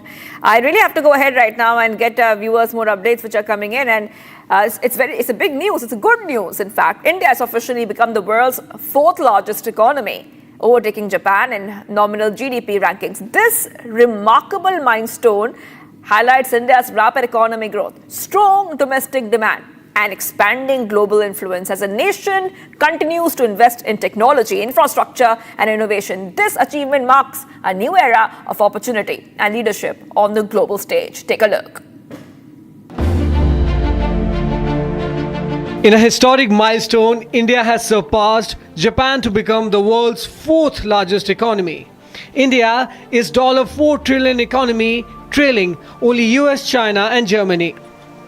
Niti Aayog Chief Executive Officer BVR Subramaniam confirmed this, citing data by the International Monetary Fund at a press conference on the 10th Niti Aayog Governing Council meeting. We are the 4th largest economy as I speak. We are a $4 trillion economy as I speak. And this is not my data, this is IMF data. India today is larger than Japan. So it's only the United States, China, and Germany which are larger. And if we stick to what is being planned, what is being thought through, it's a matter of another 2.5 to 3 years, we would become the 3rd largest economy. He further stated that India may soon surpass Germany and become the 3rd largest economy in the world. As India is moving forward towards PM Modi's 2047 mission, BJP hails this milestone. Yes, India has become the 4th largest economy in the world, and this has been possible because of the united effort of 1.4 billion people under the leadership of Honorable Prime Minister Narendra Modi ji. I personally also congratulate each and every citizen of Ma Bharati and of course the Team India under the stewardship of Paramadhanaya Pradhan Mantri Narendra Modi ji. As per IMF, the Indian economy is expected to grow by 6.2% in 2025 and 6.3% in 2026.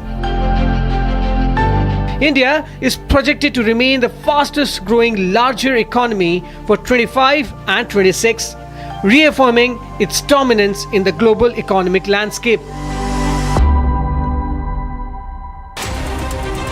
Alright viewers, getting you some more updates in our next segment, Bharat in 5 minutes. Let's get started. Less than a month, by-polls in 4 states will take place. Election Commission has announced that by-elections to 5 assembly seats in Gujarat, Kerala, Punjab and West Bengal will be held on June 19.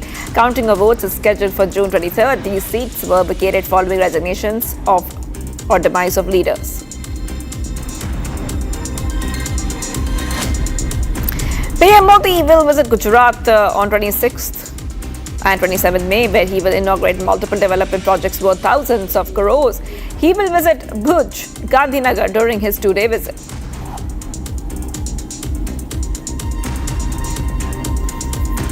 Union Minister Harjender Singh met with BSF and Army jawans at the military hospital in Jammu who were injured during Operation Sindoor to inquire about their recovery. The Union Minister also go ahead and he checked their health reports and gifted them fruit baskets.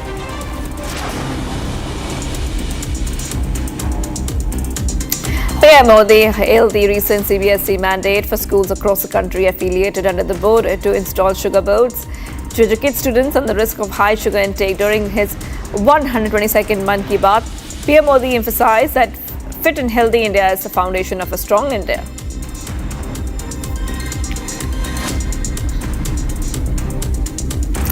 Rain and severe thunderstorms have triggered severe waterlogging in the national capital and also affected Terminal 1 of Delhi Ajia Airport. Heavy rains resulted in water getting collected at a tin shed of the pickup area at the airport, resulting in it collapsing. Fortunately, there has been no injuries that were reported. As per airport officials, this is not a part of the airport structure and is outside. Also, the makeup of the tin shed is makeshift that had led to it collapsing. With the monsoon gaining strength, the Indian Met Department has issued a red alert for the 5 districts in Kerala. The alert is issued for Malappuram, Kozhikode, Wayanad, Kannur, Kasaragod districts. IMD is also warned of heavy rainfall across Kerala over the next 4 days.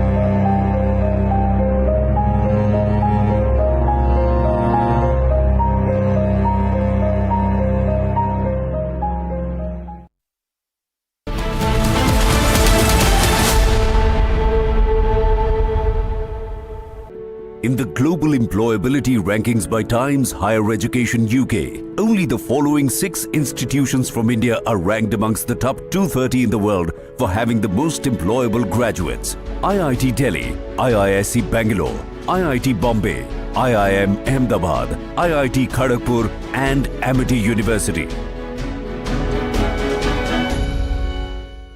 MDH की हल्दी मिर्ची धनिया करे कमाल, ये रंग दे, ये खुशबू दे, ये तीखा, ये कम पड़े, क्या निराला MDH मसाला।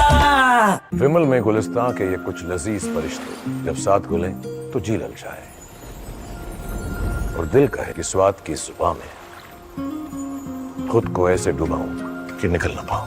विमल की जुबान कुछ है ही ऐसी, मानते हैं? विमल, बोलो जुबान कैसी। अब छोलिया हो या लोबिया, सफेद चने या काले चने, सब कुछ मजेदार बने। We don't just get you the headlines, we report on them. We get information from the highest level of sources. We get you news from the men in uniform, from those on the front. At Republic School of Journalism, you will learn how real reporting is done on the ground and in real time. The RSG Diploma course begins on June.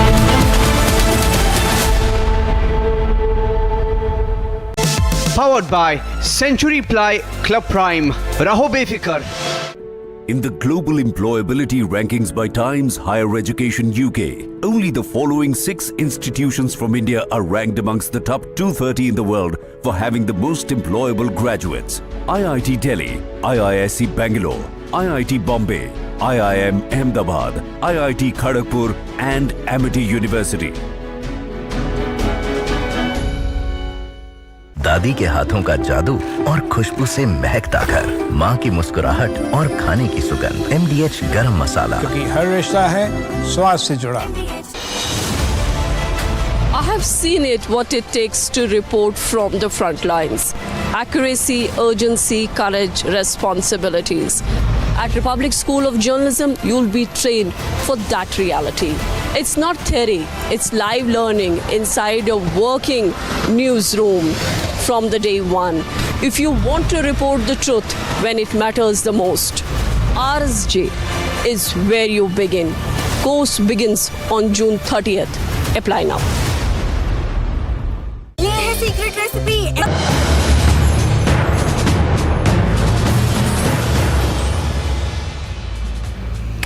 Fighting terror from across the border or fighting the red terror, our forces have left no corner and no stone unturned to decimate the enemy as they keep the nation first. And here on Republic TV, we keep the forces first, the nation first. I am Rakshita Mishra. Let's begin.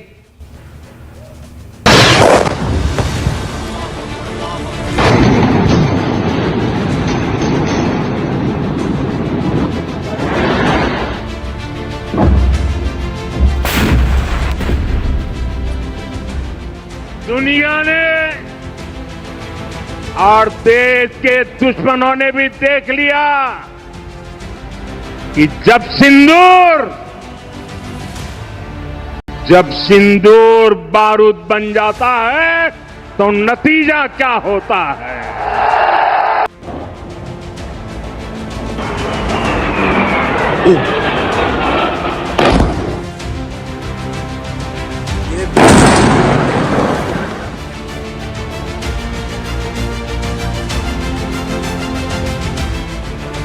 सौगंध मुझे इस मिट्टी की, मैं देश नहीं मिटने दूंगा,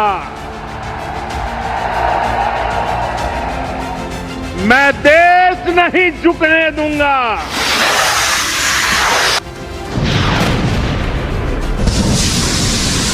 Operation Sindoor is not over. It only remains suspended for the time being. The Indian Army remains alert. We will respond yet again.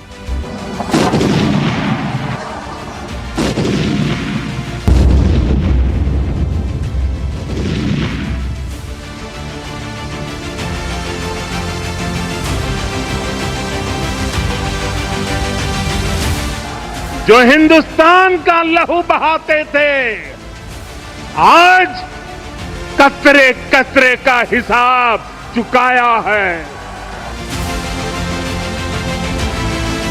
Operation सिंदूर ये उसका जवाब है। आज पूरी दुनिया हमारी सेना की वीरता और मारक क्षमता की भूरी भूरी प्रशंसा कर रही है। भारत माता की, भारत माता की, भारत माता की।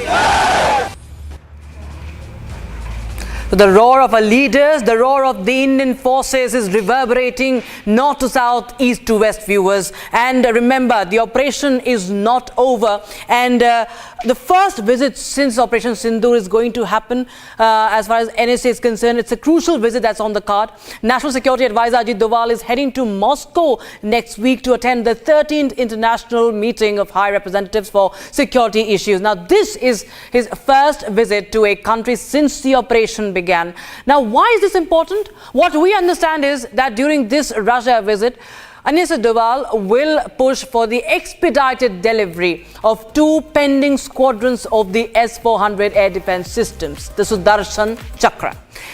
S-400, India's long-range and high-precision shield, which has proved its strategic value during the historic Operation Sindoor, has thwarted all the drone strikes attempted from across the border. And as India continues to stay on alert and fights against terror, the boost for air defense system is more important than ever. Remember, the US 3 years ago had publicly said that it was discouraging India from going ahead with acquiring the S-400 from Russia. Today, it is for the world to see why India resisted every pressure from outside or inside, viewers. So this is a strategic push amid Operation Sindoor, and this is going to be an important visit. And viewers, we also spoke to defense expert Major General Sivach on that. Listen in. We are being joined by Defence Expert Major General A.K. Sivach. Now, General Sivach, this is of course NSA Ajit Doval's first visit since Operation Sindoor, and he heads to Moscow. Now, this becomes very, very important given the fact that how a crucial role has been played by S-400, the deal with Russia, and also the fact that the BrahMos missile that was used to decimate several bases in Pakistan was also jointly developed by India and Russia. Absolutely, no doubt about it. As far as Russian equipment is concerned, has proved to be very, very effective and robust. In fact, BrahMos missile, which has been jointly produced by India and Russia, this is the best cruise missile in the world. Today, the way it has operated and also come victorious in Indo-Pak, this conflict of 4 days, everyone to see this is the best cruise missile with a 3 Mach speed, and it cannot be detected because it goes very close to the earth. At the same time, it was S-400 which made a lot of difference, because the S-400 is the best air defense system available today in the world, and no denying the fact that no rocket, missile or drone could penetrate through the multi-layered of the air defense system, in which S-400 was one of them. Then there was Akash, then there was a Barak 9 missile, as well as it has Ju-23M Shilkas and L-70 and anti-drone. But overall, one can say with a lot of pride that the jointly produced BrahMos as well as S-400 were one of those which proved to be most effective in this conflict of 4 days. And so how do you see in the Indo-Russia relationship? Because there has been a consistency if you talk about this bilateral ties between the two countries, especially if you see how Russia has been playing a counterweight to countries from Eurasia, especially in such times, and it's been a historic a bonding with Russia. So, in wake of the current situation, how crucial you feel Russia is right now for India? Russia is very important for us in the sense, the point is that not too many countries come openly with India as far as Pakistan is concerned. Though Pakistan stand isolated, there are also only 3 countries with Pakistan today, that is China, Turkey and Azerbaijan. But India was expecting that the role which Europe should have played was a very, one can say, emphatic role of denouncing the terrorism which has been perpetrated by Pakistan. But unfortunately, that has not happened that much. And so is the US. But Russia has come up openly. Russia has always stood with India, and Russia has in no uncertain terms said that they denounce terrorism in all forms. Absolutely. It indeed has been most consistent partner as far as the anti-terror, counter-terror cooperation is concerned, and the fact that there is this very important understanding and realization now that why India had resisted all the pressure from United States as well. Just 3 years back, we had United States pressurizing us not to buy the S-400, but today, India's stand and resistance is now vindicated, isn't it?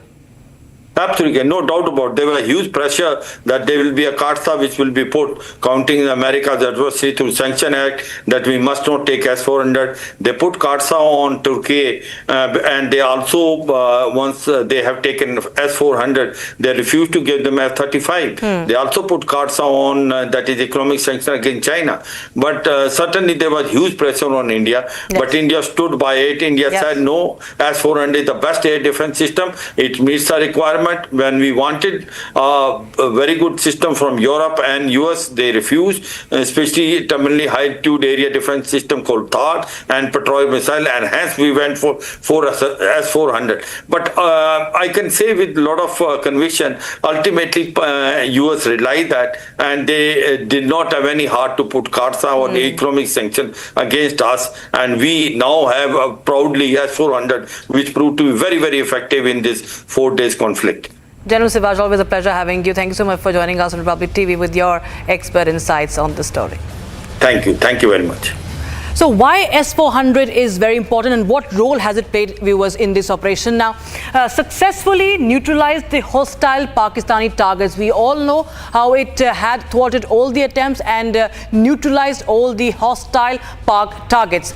Next, it tracked the targets as far as 600 kilometers with precision. So the precision is the key word over here. Also, it intercepted the threats at ranges up to 400 kilometers. So that's the significance of S-400 as well. So the threats up to 400 kilometers were also intercepted, and it tracked and engaged multiple aerial threats as well. So it continues to be one of the topmost air defense systems, and not just that, it provided a robust shield over Indian airspace as well. So in fact, we've seen that there were Pakistani drone strikes attempted in several cities across India, and S-400 was the one playing a very important part, viewers. And in fact, if we talk about now the status of the deal as far as the S-400 is concerned, it's a big defense push that India is going for in this visit as well. So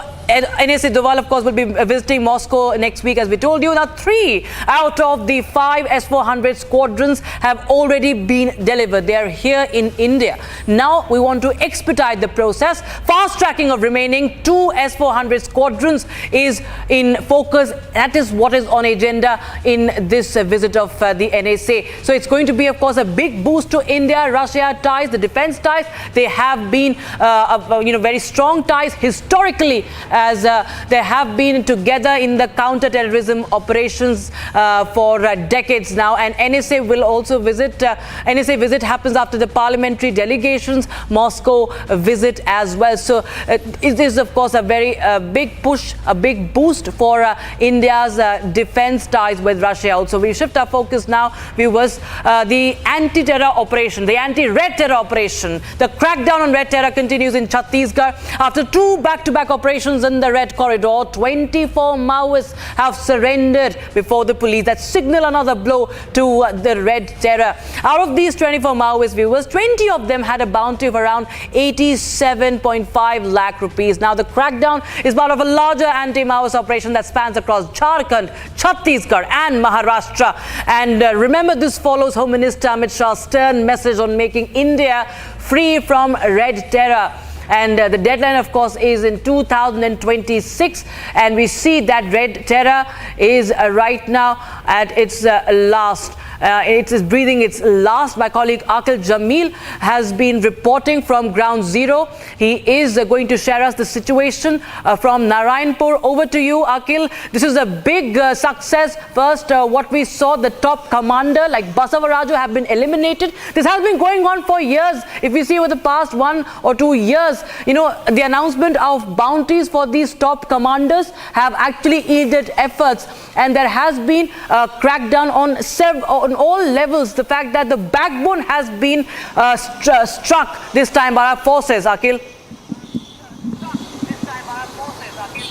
Well, that's right, Rakshita. If you see what we have been seeing, that this is a major flashpoint in the Maoist operation. Because if you see earlier what we have seen, that in just 2024, if you just talk about, there were 219 Maoists who have been neutralized in the year 2024. But if you just talk about the data which is shared by the Indian government, what we have seen that just in the 5 months, if you just look at the data from January to May, what we have been seeing that over 200 Maoists have been neutralized in the southern region of Chhattisgarh, which include the Bastar division. If you talk about the 7 districts in that region, what we have seen that Bijapur is one of the prominent regions in this entire Bastar division, which has been majorly affected by Maoists. In that region, what we have seen that if you just see 2 operations, back-to-back operations have been conducted jointly by the CRPF team and the Chhattisgarh police team. In the first operation that was started back then in the month of April 21st, what we have seen that in a 21-day long operation, 31 Maoists have been neutralized, which include 16 women. In the second operation, which was a consecutive operation to basically hunt down a senior Maoist leader, Basava Raju, who was basically hunt down in Abujamar area. Abujamar area is an unmanned area, used to be for decades long battle. What we have been seeing that he was basically hidden in those forests of Abujamar, which basically encompasses 3 different districts, which include Bijapur. Not only Bijapur, apart from that, if you see the Bastar region area and Kondagaon and Narayanpur area. So in that region, the security forces of 4 different districts, which include Narayanpur, Kondagaon and Bijapur. So these 3 district DRG officials and the STF officials have jointly conducted this operation, and in that operation what we have seen that 27 Maoists have been neutralized, and unfortunately 2 DRG personnel have also been martyred in this entire operation. So that's a big development that we are seeing. Apart from that, what we have been seeing that there's a change in the trend in the southern belt of Chhattisgarh, and this very morning what we have seen that the Bijapur SP, while speaking to the Republic Media Network, has confirmed this. Mr. Jitendra Kumar, who is the SP of Bijapur, he has confirmed this to me that in this very operation, after this very operation, what has happened that 24 Maoists have basically surrendered to the police, which include Battalion number 1 and Company number 2, 2 senior commanders who have basically had a bounty of 10 lakh rupees and 5 lakh rupees. Both of them have surrendered before the police. So it's a very welcoming step. And what we have been seeing earlier, if you see, Union Home Minister Mr. Amit Shah has given a direct call that by the end of March 2026, we will be able to completely wipe out Maoism. So by going by that mandate, what we have been seeing that the security forces, which include the CAPF, Central Armed Police Force, different units, different commands. Apart from that, if you see the Chhattisgarh police team, both of them working in tandem, in collaboration to bring out that mandate of basically hunting down those Maoists in that southern region of Chhattisgarh. Yes, of course, a big win for the forces and, of course, the political will behind it. Thank you so much, Akhil, for joining us, reporting from Ground Zero in Narayanpur. And viewers, now we shift our focus to the exclusive inputs that we are getting in. My colleague Satya Vijay has spoken to IG Bastar P. Sundaraj on Operation Black Forest success. PM Modi से लेकर देश के गृह मंत्री से लेकर छत्तीसगढ़ के मुख्यमंत्री तक सभी इस ऑपरेशन की काफी तारीफ कर रहे हैं, क्योंकि इसे सबसे बड़ा ऑपरेशन बताया जा रहा है। कहा जा रहा है कि नक्सलवाद की रीढ़ की हड्डी टूट गई है इस ऑपरेशन से। 21 मई 2025 नक्सल विरोधी अभियान के इतिहास में काफी एक महत्वपूर्ण और निर्णायक दिन। उस दिनांक को डीआरजी टीम और माओवादियों के बीच में हुई मुठभेड़ में सीपीएम माओवादी संगठन का जनरल सेक्रेटरी, पूरा माओवादी संगठन का नंबर 1 टॉप कैडर है, उनका डेड बॉडी को सुरक्षा बल द्वारा मुठभेड़ के पश्चात रिकवर किए गए थे। उनके साथ साथ टोटल 27 माओवादियों का डेड बॉडी को सुरक्षा बल ने रिकवर किए थे। जिस तरीके से वर्ष 2024 में सुरक्षा बल द्वारा माओवादियों के खिलाफ एक निर्णायक लड़ाई लड़ते हुए 217 माओवादियों का डेड बॉडी बस्तर संभाग में बरामद की गई, तो उसके अलावा और अन्य कई माओवादी का इस मुठभेड़, अलग अलग मुठभेड़ में मार गिराया होगा, लेकिन उनका डेड बॉडीज हमने किसी के कारण से रिकवर नहीं कर पाए थे। लेकिन 2024 में सुरक्षा बल ने माओवादियों को काफी बड़ा झटका लाए थे। उस बढ़त को आगे ले जाते हुए 2025 में भी काफी निर्णायक बढ़त हम तक को प्राप्त हुआ। इन सबसे ऐतिहासिक जो घटनाक्रम रहा 21 मई 2025 को, जिसमें सुरक्षा बल ने सीपीएम मोदी संगठन का जो प्रमुख है, जो जनरल सेक्रेटरी और पोलिट ब्यूरो मेंबर, वो पूरा संगठन का सरगना है, उनका डेड बॉडी रिकवर की गई थी। ये नक्सल विरोधी अभियान की पूरा घटनाक्रम में ये काफ़ी एक महत्वपूर्ण जो हिसाब से इसको देख सकता है, और निश्चित रूप से आने वाला बहुत जल्दी नक्सल संगठन का खात्मा सुनिश्चित होगा और क्षेत्र में विकास कार्य को गति मिलेगा और एक शांति व्यवस्था स्थापित होने साथ साथ बस्तर के लिए एक नया आइडेंटिटी भी प्राप्त होगा। सप्लाई चेन तोड़ दी है आपने नक्सलियों की, तो लेकिन इनके पास जो हथियार बरामद हुए वो तो काफी हाईटेक रहे। जैसा जितना भी जो सिक्योरिटी फोर्सेस से पूर्व में लूटा गया हथियार है, AK-47 SLR इंसास, इन सभी तमाम हथियार को हम हाल फिलहाल में जितना भी एनकाउंटर्स हुआ, इसमें काफ़ी सैकड़ों की संख्या में हमने रिकवर बैक किया। और उनके पास जो लोकली फैब्रिकेटेड जो BGL शेल्स है या BGL लॉन्चर्स है और अन्य जितना भी वेपन्स है, उसके जो फैक्ट्री के ऊपर भी हमने विगत दिनों में काफ़ी अच्छा कार्रवाई किया। जैसा अभी कोरागुटलो हिल्स में जो हमारा अभियान लगभग 21 दिन चला है, इस दौरान हमने उनका 4 ऐसा जो टेक्निकल फैसिलिटी वाला जो लोकेशन को हमने हाइडआउट को सर्च किया, उसको डिस्ट्रॉय किया। उसमें काफ़ी बड़ी संख्या में लेथ मशीन और इस प्रकार का जो BGL लॉन्चर्स शेल्स बनाने के उनके पास जो भी मटेरियल्स थे, उन सबको भी डिस्ट्रॉय किए गए थे। इससे माओवादी का जो फायर पावर काफ़ी हद तक अभी कम होते जा रहा है। उनके पास संख्या बल भी पहले की तुलना में काफ़ी कम हो चुकी है।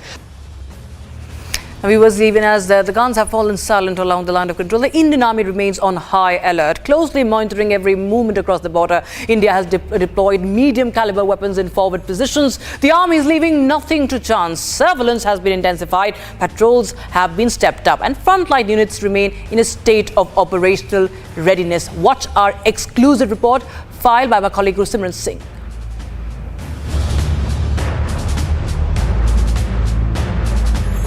Republic is reporting from the ground zero where Pakistan was hammered by the border security force and their bunkers were totally decimated by the troops of the BSF.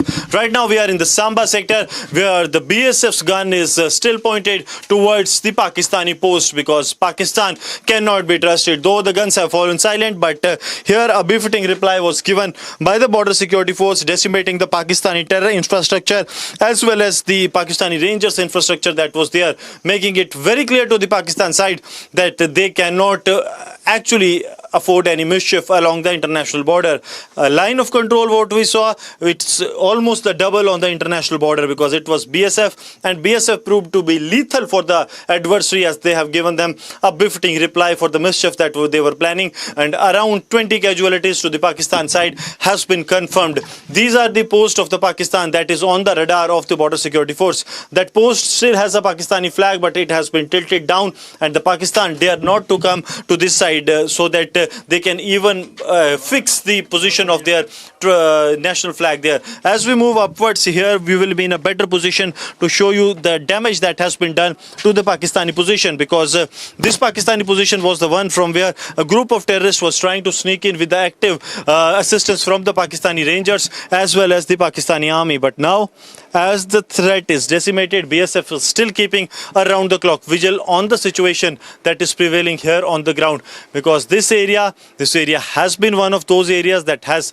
seen multiple threats coming from across the border. And to the right of the Sarjivan is the Pakistani post that is there. This Pakistani post has been decimated, and the tricolor of Pakistan that you see here, that is now flying tilted. But Pakistan dare not to come, and now they are sending their civilians into this area for so-called caretaking of this very post that has been decimated by the Indian side. I am joined by the commanding officer of the BSF battalion that has been deployed here. Mr. Shekhar, how it was that day? Because there was a movement that was seen across the border, and the BSF response was way lethal than Pakistan has expected. Yes, in war or in battle, it is always a surprise and the deception which plays a major role, in fact. And if enemy cannot guess you what is coming to him, that makes him impoverished. On that particular day, when we got the information, and the information was discussed with the higher headquarters, and then a plan was chalked out to decimate the terrorists or the infiltrators which were about to infiltrate into Indian territory. It is always better. It's always rather better to decimate the enemy in their field. The battle should always be fought in his own territory, not in our territory. And we did that as far as the choice of the weapon is concerned, choice of the target is concerned.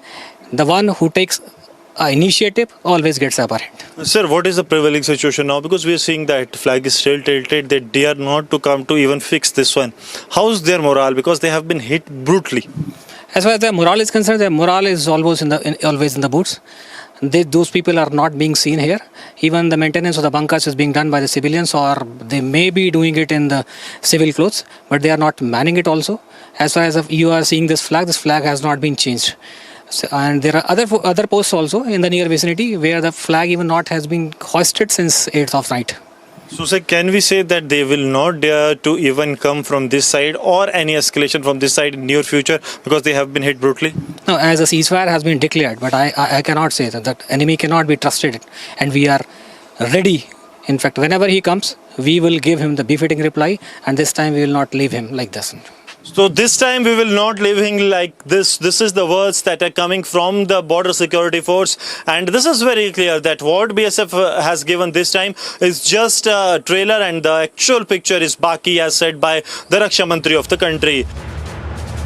And now my colleague Arawat has also been tracking the developments from the LOC. He gets this report from the last BSF bunker as the first line of defense continues to keep India safe.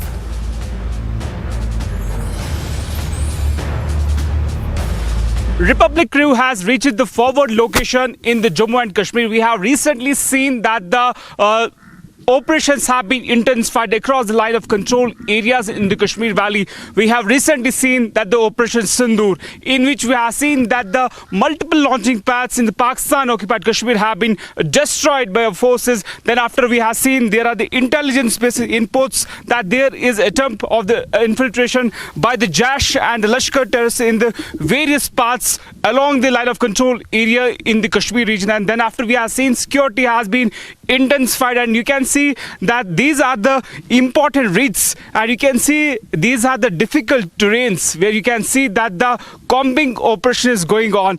This forward location is very much close to the line of control area in the Kashmir Valley. For the security reasons, we will not mention the exact location of the ongoing operation, and you can see how the troopers of the BSF and other paramilitary security forces are doing the multiple kind of operations at the various sensitive locations across the Kashmir Valley. We have got the multiple intelligence reports that there is desperate attempt by the terrorists from the launching pads to infiltrate to this side, but we have seen that the alertness of the forces, we have seen that the area like these, if Firdaus can show you from this very side, and you can see the difficult terrains where the ongoing operations are going on. We have recently seen in this area that the multiple anti-terror operations was conducted by the joint security forces, in which we have seen that a large quantity of the cages of arms and ammunition have been recovered by the joint security forces. But yes, that the intelligence has once again sounded alert in this area that there is possibility that the Jash and Lashkar terrorists may infiltrate to this side. From patrolling the line to the pounding the enemy, the Indian Army in Tangdhar has also shown that even the toughest terrain bows before them. Here's my colleague Harsha's report.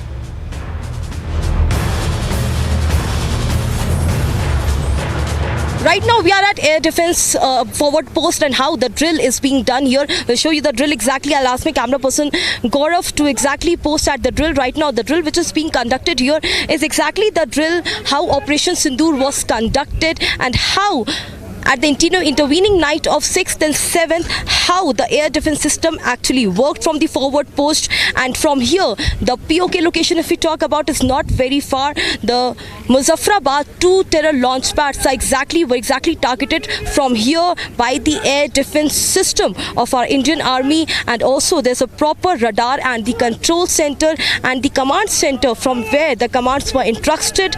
And this is the drill. Right now on our camera, how this L-70 air defense gun works. This is exactly how it worked, and for many days this drill was being performed, and therefore it also cracked down and destroyed and intercepted the hostile targets from Pakistan. Republic continues to get you the most extensive ground coverage from the front lines. Now, viewers, we leave you with this powerful message from the Indian Army. Jai Hind.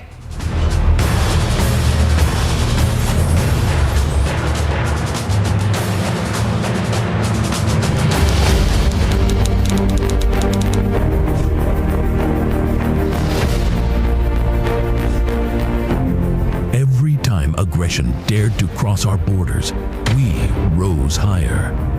Not with words, but with resolve.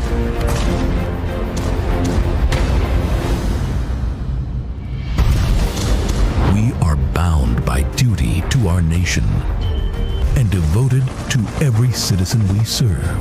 We stand guard over every life, every inch, every hope, in every circumstance. The Indian Army. When duty calls, we answer without pause.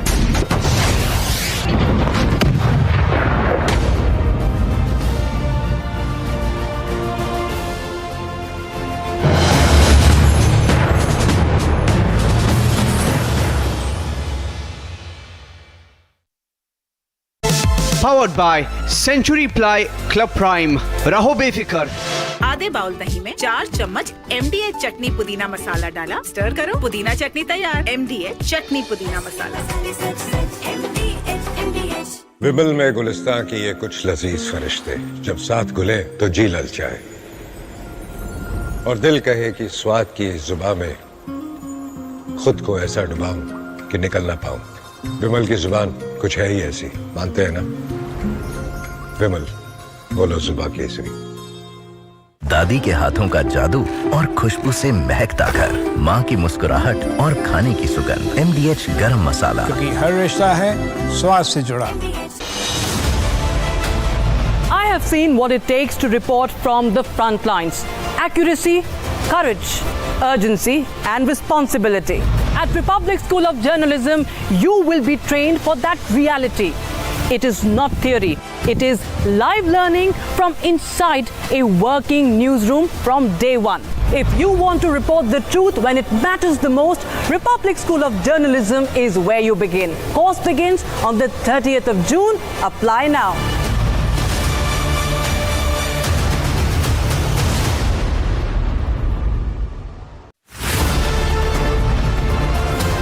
I don't just report from courtrooms on verdicts, I decode them.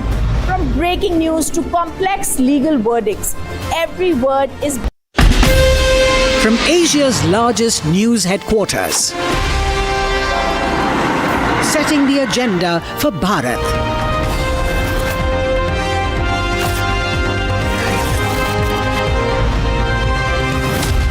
You're watching Republic.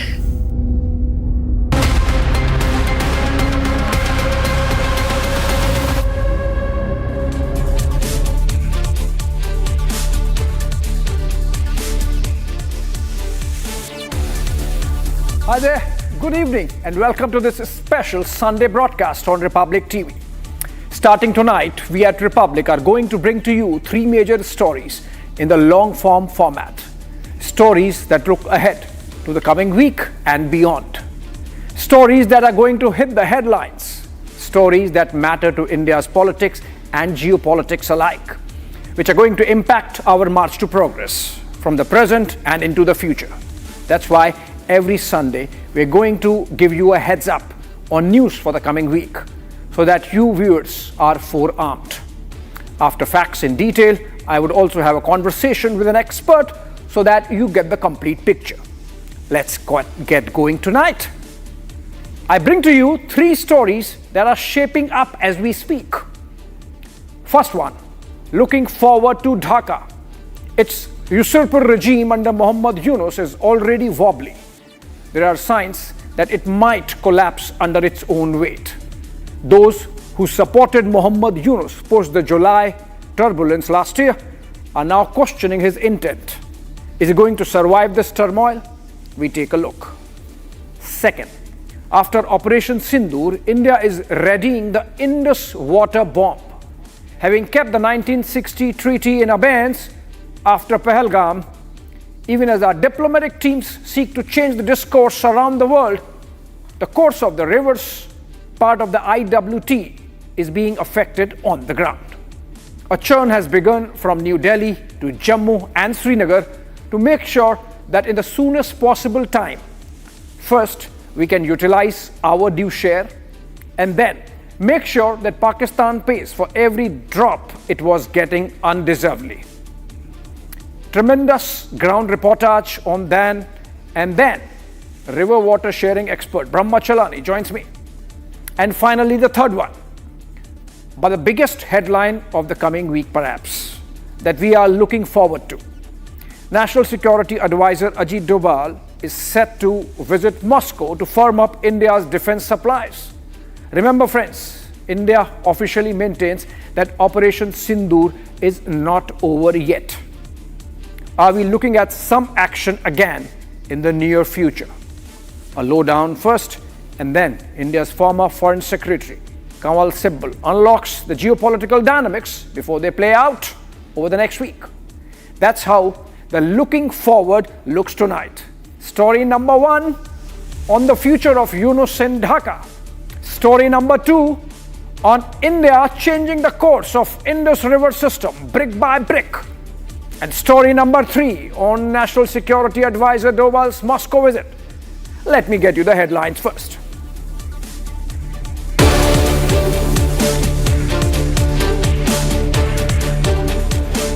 India has officially overtaken Japan to become the 4th largest economy of the world. The much-awaited announcement was made by CEO of Niti Aayog, who confirmed the achievement of India becoming a $4 trillion economy, citing IMF data. He said, and I quote, "The Indian economy has now set its target on surpassing Germany for the number 3 spot, something that Niti Aayog believes India can achieve in the next 2-3 years. India continues to remain the world's fastest growing major economy and is the only country expected to record over 6% growth over the next 2 years. On the back of the 10th Niti Aayog Governing Council meeting, Prime Minister Modi chaired a crucial conclave of the chief ministers of the NDA in New Delhi today. The meeting saw over 20 chief ministers, 18 deputy chief ministers and several union ministers in attendance. 2 key resolutions were passed. The first hailing the success of Operation Sindoor and the second one on caste census. All NDA chief ministers have given their consent to the proposal of caste census. JP Nadda, the BJP president, cleared NDA's official stance. He said, "We don't do caste politics, but stand for justice for the deprived." Rashtriya Janata Dal chief Lalu Prasad Yadav has expelled his elder son Tej Pratap from the RJD for 6 years, citing irresponsible behavior and deviation from the family's values. The patriarch's decision comes just a day after Tej Pratap claimed his social media account was hacked. Yesterday, a Facebook post surfaced from Tej Pratap's profile in which he reportedly spoke of a 12-year relationship with Anushka Yadav. The 122nd episode of Prime Minister Modi's monthly radio program Mann Ki Baat aired today. Most notably, Prime Minister's address found mentions of the transformation of Maoist-infested districts of Gadchiroli in Maharashtra and Dantewada in Chhattisgarh. From historic connectivity through bus services in the villages of Gadchiroli to record results in board examination in Dantewada, Prime Minister hailed the socio-economic transformation of parts of the nation once caught in the grip of Maoist terrorism. Big claims made in the U.S. Worldwide Threat Assessment report by the Pentagon. U.S. claims Pak military's top priorities in the next year to remain on cross-border skirmishes with neighbors. The U.S. raises the alarm on Pakistan's nuclear ambition, says it's focusing on modernizing its nuclear arsenal. Washington named Beijing as Pakistan's primary supplier of weapons of mass destruction, raises the alarm on Pak's nuclear procurement spree. And Chief of Defence Staff General Anil Chauhan arrived at the Northern Command headquarters of the Indian Army in Udhampur in Jammu and Kashmir. The CDS met the troops at the Northern Command and congratulated them on the success of Operation Sindoor.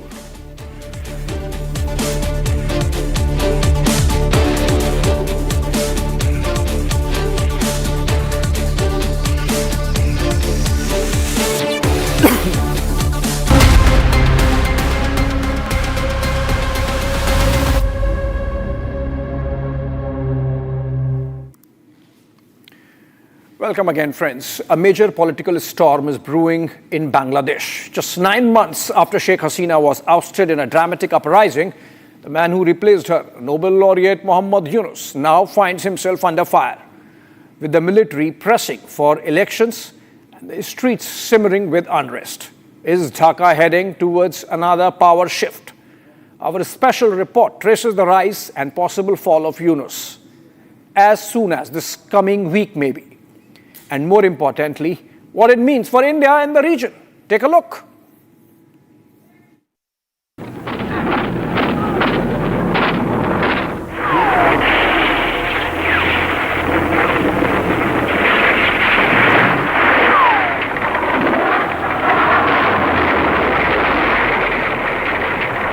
1971 के हम पर थोपे गए युद्ध में BSF के जवानों ने जो वीरता दिखाई, जो योगदान दिया, उसको ना भारत कभी भूल सकता है, ना कभी बांग्लादेश ने भूलना चाहिए। They say you cannot change your neighbors, but in 1971, the Indian Armed Forces changed that axiom.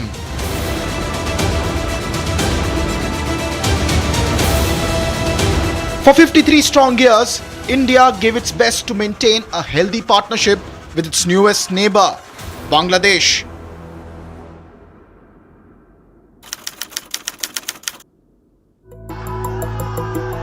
However, it all changed on August 5th, 2024.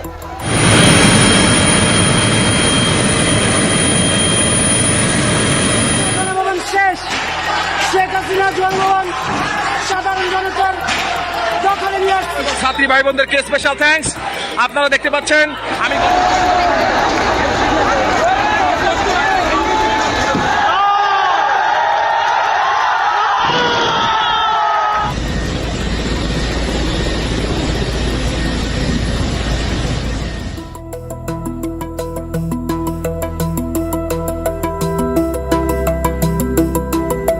What started off as a students' movement against the reservations given to descendants of freedom fighters in Bangladesh turned out to be a well-planned operation to oust Sheikh Hasina in the first year of a historic fifth term as the Prime Minister.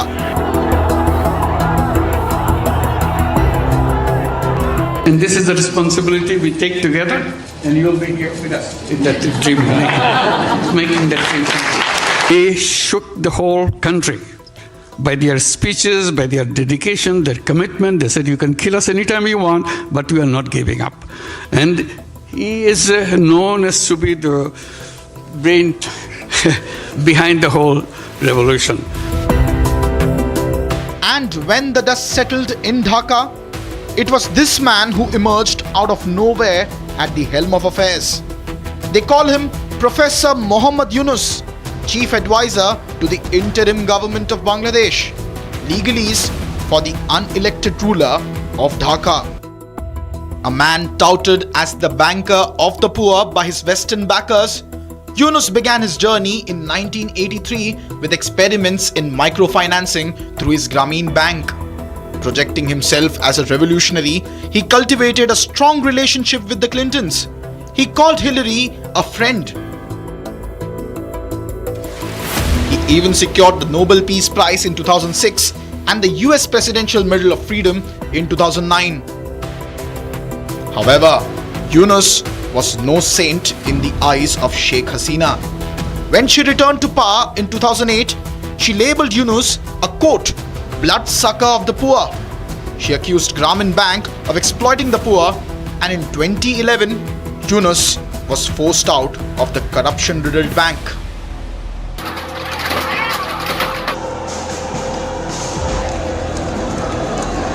But a coup in Dhaka, Hasina in exile, a depleted BNP under an out-of-touch Khalida Zia, former Prime Minister and Sheikh Hasina's main rival, Muhammad Yunus managed something that no democracy would allow. A shot at the top job without a single vote casted. I think Muhammad Yunus has been a failure for the last 8 months. The main problem is that his has been an interim government, not even a caretaker government. But immediately after he came to power in August last year, he started, he was backed by the Jamaat-e-Islami, he was backed by all the Islamist forces. And they started as if they're going to be there for the long term, and they started reforms, which is not the mandate of an interim government. They started changing laws, changing individuals, which is completely not the mandate of an interim government. While Yunus came to power on the back citing democratic reforms, so far he has only met extremist leaders. He has banned Hasina's party from contesting elections. He has rejuvenated the ties with Pakistan and the ISI and made irresponsible statements on India's territorial sovereignty while sitting in Beijing. Eastern part of India, called Seven Sisters. They are landlocked country, landlocked region of India. They have no way to reach out to the ocean. We are the only guardian of the ocean for all this region. So this opens up a huge possibility. So this could be an extension of the Chinese economy. Build things, produce things, market things, bring things to China, bring it out to the whole rest of the world. That's a production house for you. So that's the opportunity we should seize and we should implement, we should get it done. What Mohammed Yunus miscalculated totally was that after he came to power in August, he started doing two things. First, Mohammed Yunus went to China and came up with a number of projects. And do you know that one of those projects was to revive an old World War II Air Force base in Lalmunirhat, which is very near the Siliguri corridor and very near China. Very near, you know, the Doklam and other sensitive places on the China-Bhutan and China-India border. So I think that this is a very dangerous game that Mohammed Yunus has been trying to play.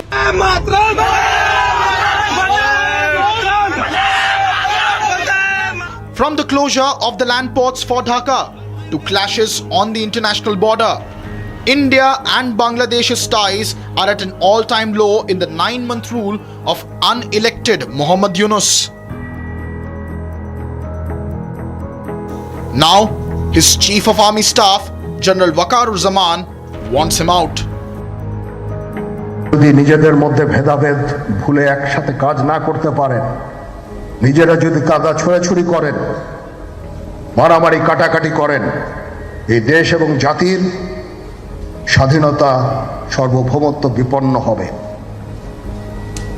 আমি আজকে বলে দিলাম, নাইলে আপনারা বলবেন যে আমি আপনাদের সতর্ক করিনি। আমি সতর্ক করে দিচ্ছি আপনাদের। I had enough. Was last 7-8 months I had enough. On the 21st of May, the Army Chief, General Waqar-ur-Zaman, he held a big meeting with all his officers. And in that meeting, it was a unanimous meeting, even officers who were on peacekeeping operations, they joined virtually. And in that, he had said very categorically that the army will not tolerate any more mob violence and anarchy.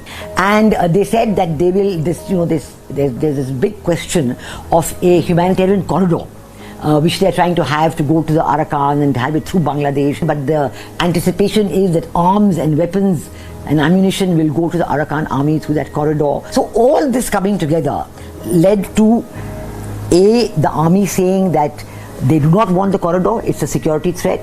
B, telling Professor Mohammed Yunus that he is not keeping the army informed on security issues.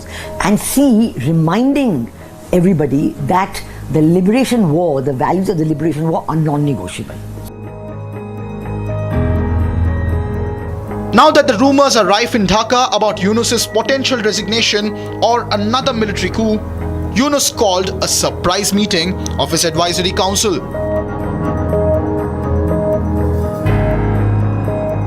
The planning advisor of Bangladesh, Dr. Wahiduddin Mahmood, dismissed the speculation regarding the resignation of the chief advisor, Professor Dr. Mohammed Yunus, after an advisory council meeting on Saturday. He said the chief advisor is staying with us and all the other advisors as well. While Yunus's loyalists are claiming there is no need to panic, after meeting Yunus, BNP, the leading opposition party in Bangladesh, has made it clear: hold elections by December. Meanwhile, the Bangladeshi society is torn on the prospect of Yunus continuing in power. একটু বলেন তো যে পদত্যাগ করলে আপনার কাছে কি মনে হয়, কেমন হবে? কত গেলে ভালো হইব। কেন ভালো হবে মনে হচ্ছে? ভালো ইলেকশন মনে হয় যদি ইলেকশন না দেয় তো দেশ এই বেশ চলবো। উল্টা পাল্টা দিয়ে বাজার হারিয়ে কেউ মানে না তো করে যে কিন্তু মনে হয় সরকার একটা ক্ষমতা গেলে মনে হয় ভালো। এইবার তো দিনকাল ভালো যাইতেছে না। এবার কেউ কেউ মানে রাস্তাঘাট কেউ কেউ মানে না আইন কানুন কিছু নাই। আমি মনে করি কি ইউনুস স্যার যদি এই আমাদেরকে এই পথচারী অবস্থা যদি ছেড়ে যায় তাহলে আমাদের দেশটা ধ্বংস হয়ে যাবে। This sentiment on the ground expressing dissatisfaction with Yunus is reflected with more clarity by the likes of author activist Taslima Nasreen and Hasina's son Sajib Wazid. He has unleashed a torrent of unrest in the country, orchestrated jihadi mayhem, destruction and arson by setting his followers loose, says Nasreen. Wajid in his long post accuses Yunus of abuse of power and personal ingratiation. Taken together, it's a story of an old man with little experience in governance getting deluged by the complexities and finally caving in. The political clock is ticking for Yunus. BNP is breathing down his neck. Students who brought him to the chair are restless. The Jamaat is hitting the streets once again. Is it only a matter of time before General Waqar-ur-Zaman moves in and seizes control from Mohammad Yunus? Or will Yunus resign to save face? The only thing that is clear in Dhaka is that the winds of change are blowing. And I think, first of all, the most important issue is what the army has said, and which the people of Bangladesh wholly support: free, fair, and inclusive elections, definitely before December of this year. So this is the bottom line for everybody in Bangladesh, for the political parties, for the people, and so on. Now, when you say free, fair, and inclusive elections, immediately the question comes, why have they banned Awami League? They're not authorized to ban any political party. They've done it entirely out of spite because they realize that the Awami League is still popular. So my point is that there must be free, fair, and inclusive elections. Awami League must be allowed to participate. All other political parties must be allowed to participate.